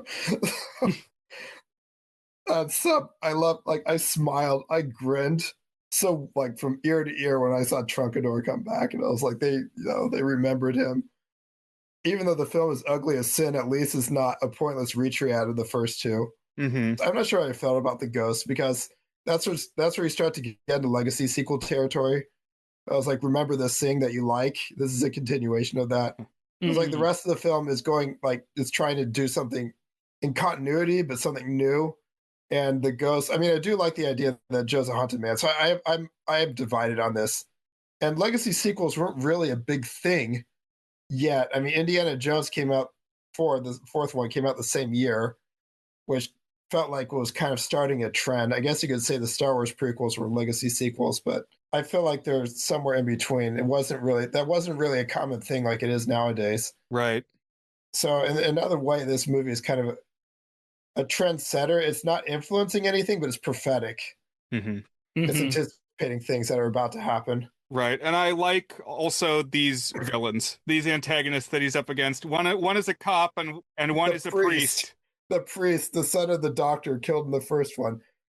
Is he the guy who does the jolts on his nipples? Yes.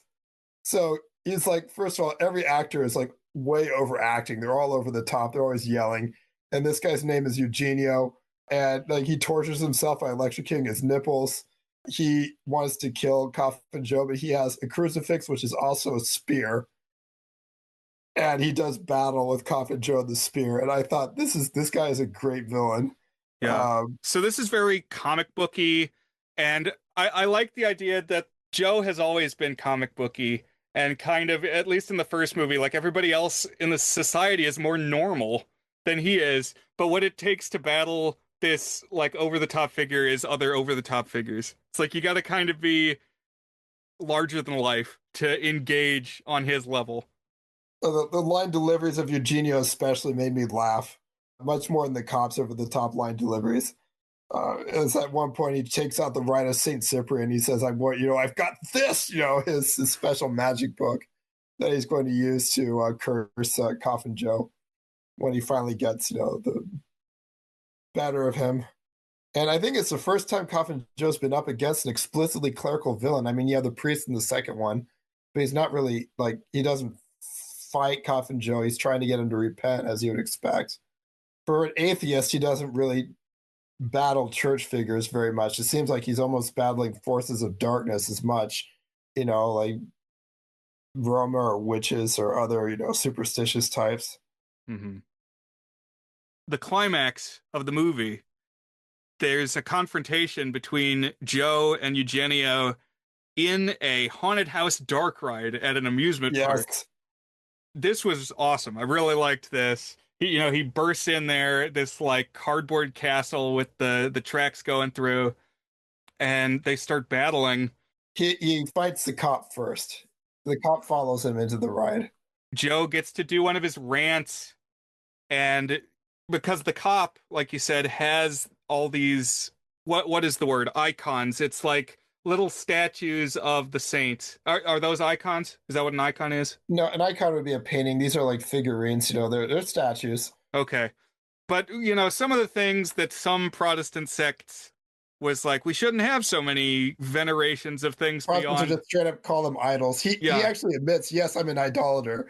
Some people call them idols. It's like, why not? They're idols. Right. And so then Joe has like, Joe always rants. Joe is always going to start out his movies by yelling about big ideas that don't always follow a logical path all the time. I don't think any of his soliloquies make any goddamn sense. Like, I've listened to several. It's like, that doesn't mean anything. But here he gets to yell about, these monster mannequins are as powerful as your religious idols. He's like, you might as well pray to these as your statues. And he's grabbing the Frankensteins around him in the monster ride. And it's like, yes, this is what I came here for. him to do stuff like this. I'm sorry, but like his soliloquies where he says like death is the beginning of life or life's the end, or something like that. He's always saying, juxtaposing opposites. It reminds me of Derek Zoolander saying that moisture is the essence of wetness. That's what I think about. Gavin, Yes. Dan has never seen Zoolander. I haven't. Correct. Okay. I just want to point that out. It's like an aggro Craig, Alex Mack moment. I see. Well, that is a scene in Zoolander. So there. That's a major blind spot. The police chief he sees some of the kids that he's killed, and it distracts him long enough to be killed by Coffin Joe, which is poetic justice. What surprised me is that the priest doesn't die. The priest gets away with it. He defeats Coffin Joe. Coffin Joe comes out of the ride, meets up with the priest in the parking lot, and they have a confrontation. And the ending here, to me, almost harkens back to the end of the first one, where you're left wondering, well, wait a minute, what really happened there? Because so the priest has this crucifix spear, skewers Joe with it. We get even like an edit that shows inside his chest, his beating heart gets poked, gets run through with the sharpened cross. And so one would think, okay, he's dead now. And so he skewers Joe, leaves him in the parking lot, it would seem dead, and the priest like runs away, but as he's running is chased by the shadow of Joe.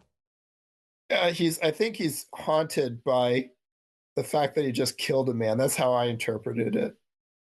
Cool. And he's going to have like that for the rest of his life. He's going to be it's basically haunted by the memory of Coffin Joe, despite the fact that he killed him. I don't know if you guys had different reads on that. I like that. That's kind of a piece with what we've seen, that you don't walk away blameless. It's like you feel the actions that you've taken. But I was also kind of thinking that they're flirting with Joe himself being supernatural, which is something that they kind of flirted with in the middle films, the like non-official ones. Yeah, but in the very same scene, he denies that there's a hell. As a reminder that he just doesn't disbelieve in God, he disbelieves in Satan and all those satanic stuff, despite the fact that he sits on a throne. I really liked what happens after this because I felt like it was appropriate for a Coffin Joe film. It's where the Roma girl that's into him finds him, I thought he was already dead, and I thought it was going to be like a Clerks situation. Have you seen Clerks? Yes, I assumed it was Clerks. That's what was happening. Dan, have you seen Clerks? No. Okay, so in Clerks, spoiler for Clerks. Can I spoil Clerks for you? I think yes. Right. So like at one point in Clerks, an old guy comes into one of the stores and asks if he could use the bathroom. And he goes, sure. And then you never see the guy again. And I don't remember if it's Randall or Dante who has the girlfriend that's breaking, like the ball breaking girlfriend, wants to meet him in the bathroom for sex. Anyway, then the girlfriend comes, like more stuff happened. The girlfriend comes out and tells the clerk, that was the best sex I've ever had. And I was like, what are you talking about? I didn't meet you in there. It's like, what did I have sex with? And it turns out the old man, deceased. Yeah. Okay. So he went to the bathroom to look at porn, and he died on the can, erect, and he went to rigor mortis, and that's what the girlfriend had sex with. And when she discovers that, she's catatonic, like she needs to be hospitalized because of how traumatized she is. And so this is all kind of discovered off screen, but then they have a conversation with the coroner, and he's like, oh yeah, a corpse can maintain an erection for like 45 minutes. So I was sure we were going to get a scene like that in this because of how it's conducted. Elena finds him in the parking lot. It's not that. She has sex with him, but he's like, I think he is dead. And it brings him back to life momentarily. Yeah. He like flails. Yeah. So is he alive? Is he dead? I don't even know. But she's able to do the deed. The most important thing is that she finished. So I thought that would be the final. I thought that was going to be the final scene. And I thought, that's a great ending. But then the actual ending I thought was even better. So, Right, because the actual ending is we see the funeral for Coffin Joe, and all the mourners are these women who survived. One is the butt-eating woman. Maybe the cultists are there. Not really clear, but there's several, and they're all pregnant. some other women that he just stole in the middle of the film. I totally forgot about that plot point. Right? And they survived his test and they stuck with him, and they're all pregnant. And then a CGI lightning bolt hits his tomb. And I thought that's the perfect ending. Yeah, at least the first one ends with a big lightning bolt or a big fake lightning bolt. Yes. That tickled me. I thought this was a worthy sequel. All right, well, we did it. We watched, some of us, 12 movies this week. Between 3 and 12 films. So, Gavin, how are you feeling? How are we all feeling in the aftermath of what we watched? I mean, you made me a fan, even though I find some of his work, Mojica Marins, I find some of his work disgusting and reprehensible, and others I find fascinating. A number of his films I quite liked, and the ones I didn't like I found interesting. So maybe to say they're without merit is too strong. Mm-hmm. Like the only one that I thought was both boring and bad was the Strange Hostel. And it might not even have been his film, so who knows. And I look forward to watching more of his films. I can't say I feel a driving rush to go see more Coffin Joe. I'm a little curious of like these semi-canonical entries where like Coffin Joe movies being part of the text is part of it, but also, as Brian said, getting more experimental. That's kind of interesting. But this is enough. I got the flavor. I'm good. Thank you, Coffin Joe. After 10 movies, I'm kind of tired of subtitles. I want to watch a movie that I can listen to and while I'm looking at the people, or maybe, check my email. It's like, I'm tired after 10 features of having to look at the bottom of the screen and nothing else. Dan, I strongly encourage you to give Bloody Exorcism a try. Okay, I could do one more. I got one more in me. I found the documentary worthwhile too. It's only an hour long.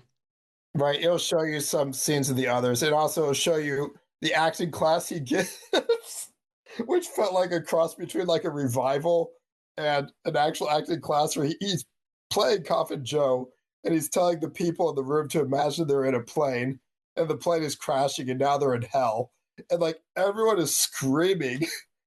And it was wild. There's like no comment or any context to give you that. I was like, what the hell am I watching? Yeah, it had the vibe of like a Pentecostal tent meeting. That's exactly what I was thinking of. What I want to know more about this guy. That's what I want more than actually watching another Coffin Joe. So maybe the documentary is something I should look into. Something that I had questions about in all of these side movies, I got the sense that he has a bit of Barnum in him because it's all talking about Coffin Joe has completely changed the game and he's this huge horror star. But all of these movies are made by José Mojica Marins. And it's like, well, I think he's doing some of his own PR. It's like he's hyping himself up as this influential figure. And I wondered how true that was. It's like, I need a third person impartial perspective of like, what actually, how big a deal was it actually? Right. I mean, at the beginning, the credit sequence of Awakening of the Beast, it shows an incredible amount of Coffin Joe merchandise, including the comics.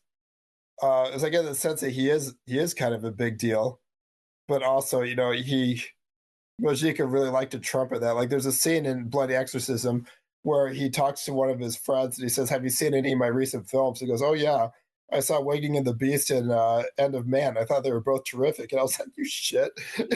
That's just. Also, both of those films are terrible, I have to say. That's pretty funny. Yeah, the two I didn't watch were the End of Man movies. We don't have time to discuss them. I'll discuss them in my column. The first one is bad. The second one is bad, but interesting. You also see animals die on camera. So if you don't like seeing animals being killed on camera, you shouldn't watch it. Also, though Finis Ominis, like to break up a fight among prostitutes, he dumps a bucket of water on them. I thought that was pretty funny, but not as better work, not as good as Bloody Exorcism, to say nothing of the first two. So, guys, are we ready to say, is it good? Is it good is our signature section where we each give the movies a rating on our 8-point goodness scale, ranging from very not good, which is a 1 out of 8, to our masterpiece rating toward a good, which is an 8 out of 8. Okay, so is the first Coffin Joe movie, that's the midnight one. What's the full title? At midnight, I'll take your soul. I'll take your soul. Is it good? 1964. The name of this movie came up earlier for totally different reasons. And watching this, I thought a little bit of Mad Max, which I just saw for the first time a year or two ago. And when I see Mad Max and when I see this movie, it's made by someone who does not have enough resources to fully realize their vision, or like clearly there's more they want to do. And it's somewhat inhibited by like the lack of experience combined with the lack of production values. But you know that the guy making it has got juice. He's got goods. A combination of like has instincts on like how to make certain things have impacts, but also just has sort of a bracing energy about him. I find that kind of appealing, while at the same time finding this movie tough to sit through. Honestly, this time it was a little bit of it is like the unpleasant exploitationness of it. Like, oh, there's sexual violence. Oh, there's goriness in it. Because I felt this one had the right amount of those things to capture the spirit of the story.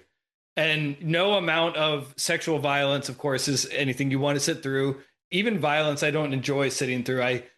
Someday we can maybe like parse out our feelings about to what extent do we find violence interesting and compelling to watch on film. But I guess what I would say here is, to me, this was the right amount of those. Like even the sexual violence had a purpose in the sense that it showed that like this guy is beyond normal humanity. He's crossed through the pale.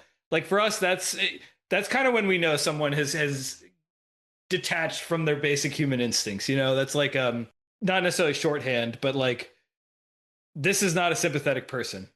But also it kind of has dark mirrors to like obsessions with virginity and like the sexual purity that is a major part of intensely Christian cultures. Sometimes I'm obviously painting with a broad brush when I say something like that. And in some ways, I actually found like some of the thoughts that were going through this film to be timely, because right now in American culture, we're facing major cultural clashes between like everything about, oh, we got to bring back traditional values, and associated with that implicitly is like Christianity as like what is ethically good.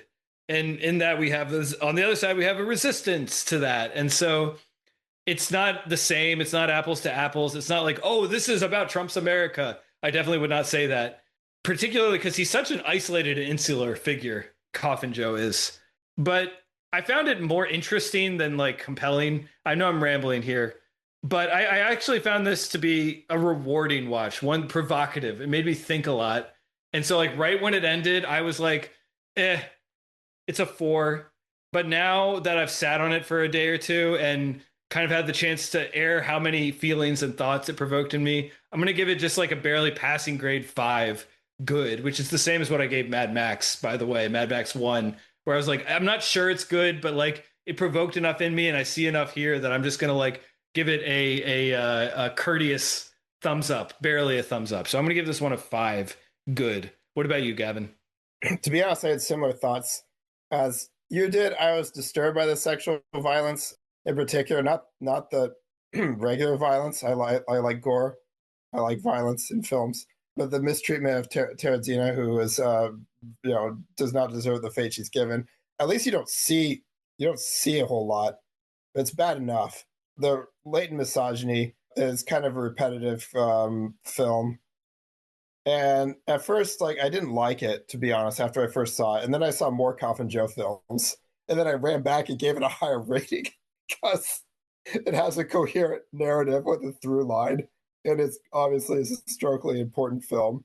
Just to keep things briefer here, I settled on a 5 as well. I have to pass this film, especially since baseline competence, and it spawned bigger and better things as well as also worse things. Brian, what about you? So I am landing right in the same place. I'm also going to give it a 5 out of 8, a good. This was the only one of the series that I had seen before this week, and I think it does a good job of laying out the core threads of what this series is about. Like, this is a bad dude. Joe is not a guy that you want to be, but we've said even in recent weeks that a villain does bad things. That's what makes them the villain. And certainly in some cases extreme here, what Joe is doing. But it kind of reckons with questions of what is the source of morality? Is religion just hokum? If you don't have it, can you be a good person? Is anybody above natural or supernatural forces? I think these are big ideas. Maybe they're not all artfully grappled with, but they're here in the mix. And what I really like about this movie, and what I think works best in the Coffin Joe series, is it kind of has a tripartite depiction of what horror is about. And they're all there to differing degrees. So horror can be like spooky. It can be almost silly in the ghosts and witches and well, I'm gonna waggle a skull in your face. But it's also spiritual and searching. It's like, is there things we can't comprehend? Are there ghosts? Is there life after death? What does it really mean to be a monster? Because the third thread that I see, the third interpretation of horror, is sick and sadistic. It's like it goes beyond what's acceptable, and it is there to exploit and push boundaries and be gross. And like all of these things are what horror films are about, and different motion pictures will invoke these different elements to different degrees. So I think good movie. I would recommend it. Let's move on to the second one to see how they compare. All right. And the second one is it Tonight I Will Possess Your Corpse? This night. This night. So for me, in all the ways that I found the first one to be very interesting, and like, I don't know, I kind of, it both is a dark mirror on this culture that he grew up in, but also like all the things Brian was saying about sort of reckoning with transgressing in that culture and like different ways you can kind of do that through a horror lens. I found this one to be frustrating in that it's better made, so maybe it's better, but I just didn't find it as interesting. I felt like it didn't get more thoughtful. It got less thoughtful as it got better, or at least like less illuminating about the troubling neurosis and contradictions driving this guy, which to me was more interesting than, oh, there's a tarantula crawling up her leg type of horror stuff, which, that's fun, kind of, too. This one has some definite things going for it. It's got the hell sequence, which is like just phenomenally evocative, like by itself is, makes it an interesting film. And it's got some like wild sequences. It looks better. You can tell he got a little bit better on like, oh, I'm going to block a shot, I'm going to frame a shot, than he was in the first one. But I still feel like the net effect of this film was a little bit less for me. And I the same way the first one I felt like more interesting in retrospect, I felt like this one maybe a little bit cooler in real time, but less interesting in retrospect. So I'm going to give it just like really almost the same rating, but like slightly sourer, which results in being on the other side, into a 4, which is a good-ish. Gavin, what about you? I think the sequel is a clear improvement on the original. I think it's the best of all the Coffin Joe films, and I think this is a common opinion. It's weird. Is I never really thought of these films as films of ideas. I don't really care about the philosophical underpinnings, which I think are nonsense for the most part. But it has the goods. Like it has this baroque horror. The hell sequence is terrific. Joe's a little bit more sympathetic this time around, and as Trunkador. So it's really, I think it realizes the potential of Coffin Joe as a character. I'm going to give this a 6. My thoughts are pretty much identical to Dan's. I'm going to land at a lower 5 for this one than I gave At Midnight I'll Take Your Soul. What I like about This Night I'll Possess Your Corpse is really the hell sequence. I think that's the best scene of the whole series of what I've watched. It really knocks your socks off. The whole time, him being dragged out of the house by this thing with the long limbs, then being dragged into the earth by a bunch of hands, and just all the colors that are down there in hell, all the chains and whips and crucifixes and like buildings made out of people. Gavin said it about the butt eating in the third movie, but it's like these are some of these things I hadn't thought of before, and now just here it is in your face. This all had to be put together practically. And clearly just throwing a lot more resources at the movie. You know, we got 500 tarantulas instead of one tarantula. So it's the vision brought more fully to bear, but I did see a lot of the story beats repeated. It's like, we know what Coffin Joe believes. And it's like, oh, I'm the big bad atheist. But really he's not. So he may be bad, but he's not big. It's like he is a small and petty man who will be driven into the earth eventually. So, the third one, Embodiment of Evil. That was the only other one that we all watched. That was the official assignment. So how are we feeling about 2008's Embodiment of Evil? I sometimes think of an anecdote where my wife made dinner and she made this delicious dinner. And one of the last things she was going to do was put in a little bit of cloves, the spiced cloves, for a little bit of kick, but like the top came off and like a whole thing of cloves went in, and now the dish was ruined. Didn't matter how good it had been, the dish is ruined. That's kind of how I feel when movies are this gross, when they're this transgressive. It's like watching these movies are the only time in my life that I feel, why am I spending my life watching this movie? It's like when I watch really gnarly, gross horror, it's like I'm not enlightened by this. I don't feel happier or better to watch exploitation movies. It doesn't tell me anything about humanity. It doesn't reinforce values I have. It doesn't make me feel comfy and nice. Like what value am I gaining from putting this slop into my body, in my neural system? So I think there's some interesting ideas here and some interesting effects. But I'm just going to have to go ahead and give this a 2, a not good, because I just really did not enjoy my time watching this.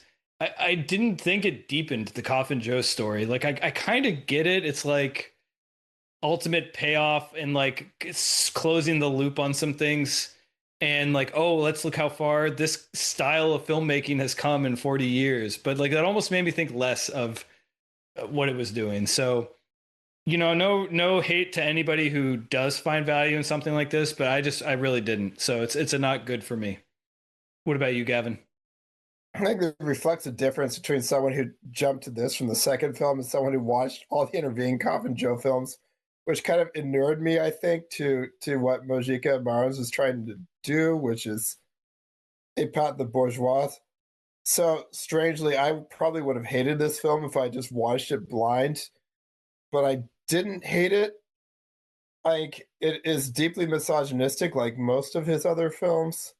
One thing, though, I'm pretty sure that all the on-screen sex is actually consensual, which feels like a minor miracle. Yeah. It depends on how conscious Joe is at the end, but I don't really care about that. So that's a plus, because you see a lot of really gross stuff in the films that you didn't watch, Dan. You know, stuff like that also made me more kindly disposed to the original. So the stuff that would have disturbed me no longer disturbed me because I had seen it before.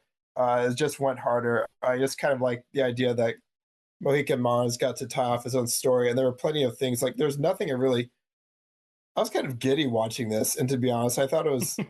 I definitely enjoyed my time watching this, and I definitely could not rate it higher than the original, so I have to give it the same score, which is a 5.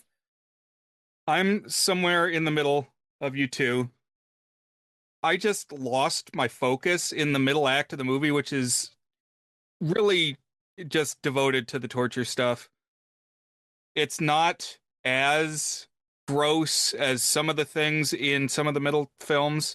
One thing we haven't said yet is, what was it? I think in Hellish Flesh, he filmed himself getting an eye surgery, and that made me come real close to throwing up. I don't like eye injuries, and this is just actually watching them peel back the layers of the cornea, and then they put stitches through like the iris. I don't know how it all is supposed to work. I never wanted to see an eyeball get stitches. It made me real sick.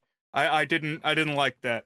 But different things are going to affect different people differently, and there's like a whole sampler platter of violence to have you off put by in these films, and there's a lot of that in Embodiment of Evil. But I think it did tie up any loose ends for the story. I mean, what he achieved what he set out to do. We are not free from the legacy of Joe. And I actually liked some of the things that they came up with of the black and white ghosts and the cartoonish villains of the priest and the cop. And I loved the climax, the battle in the dark ride. It's like, if we're coming back after 40 years, this is what I wanted to see. So I am going to give it a 4 out of 8, a good-ish, not as good as the original 2, but a worthwhile outing, I thought. Like, if you're into Coffin Joe, you're going to be into this. So, yeah, good way to cap it off. Cool. Well, Gavin, this has been interesting. Happy Halloween, listeners, or Day of the Dead, Dia de los Muertos. That's the Spanish. The Portuguese might be slightly different. So as we return you to your own Mundo Estrania, thank you for joining us here on The Goods. Thank you again, Gavin, for joining us. What's up next for you? Do you know what you got to cover on your column next? Do you share ahead of time? Oh, I mean, why not? I mean, Coffin Joe this month, next month, I'll be talking about Noah's Ark. It is a TV miniseries from the 90s. It is reputed to be awful. So I might throw in the Aronofsky film, which I like, to offset the sour taste. Was that the one with Russell Crowe? The Aronofsky is with Russell Crowe. I believe that the TV movie is with John Voight. Got it. I do appear on Alternate Endings podcast from time to time. I'll probably be doing their November preview as well. So if you listen to that podcast, but that's all I have going in my non-professional life. Cool. Well, we are planning to hopefully drop this episode around about the time that your column goes live. We'll see how close to that we're able to get. It's a pleasure as always talking to you, Gavin. And thank you for joining us. Pleasure to be here. Bye, everybody. Join us again here on The Goods.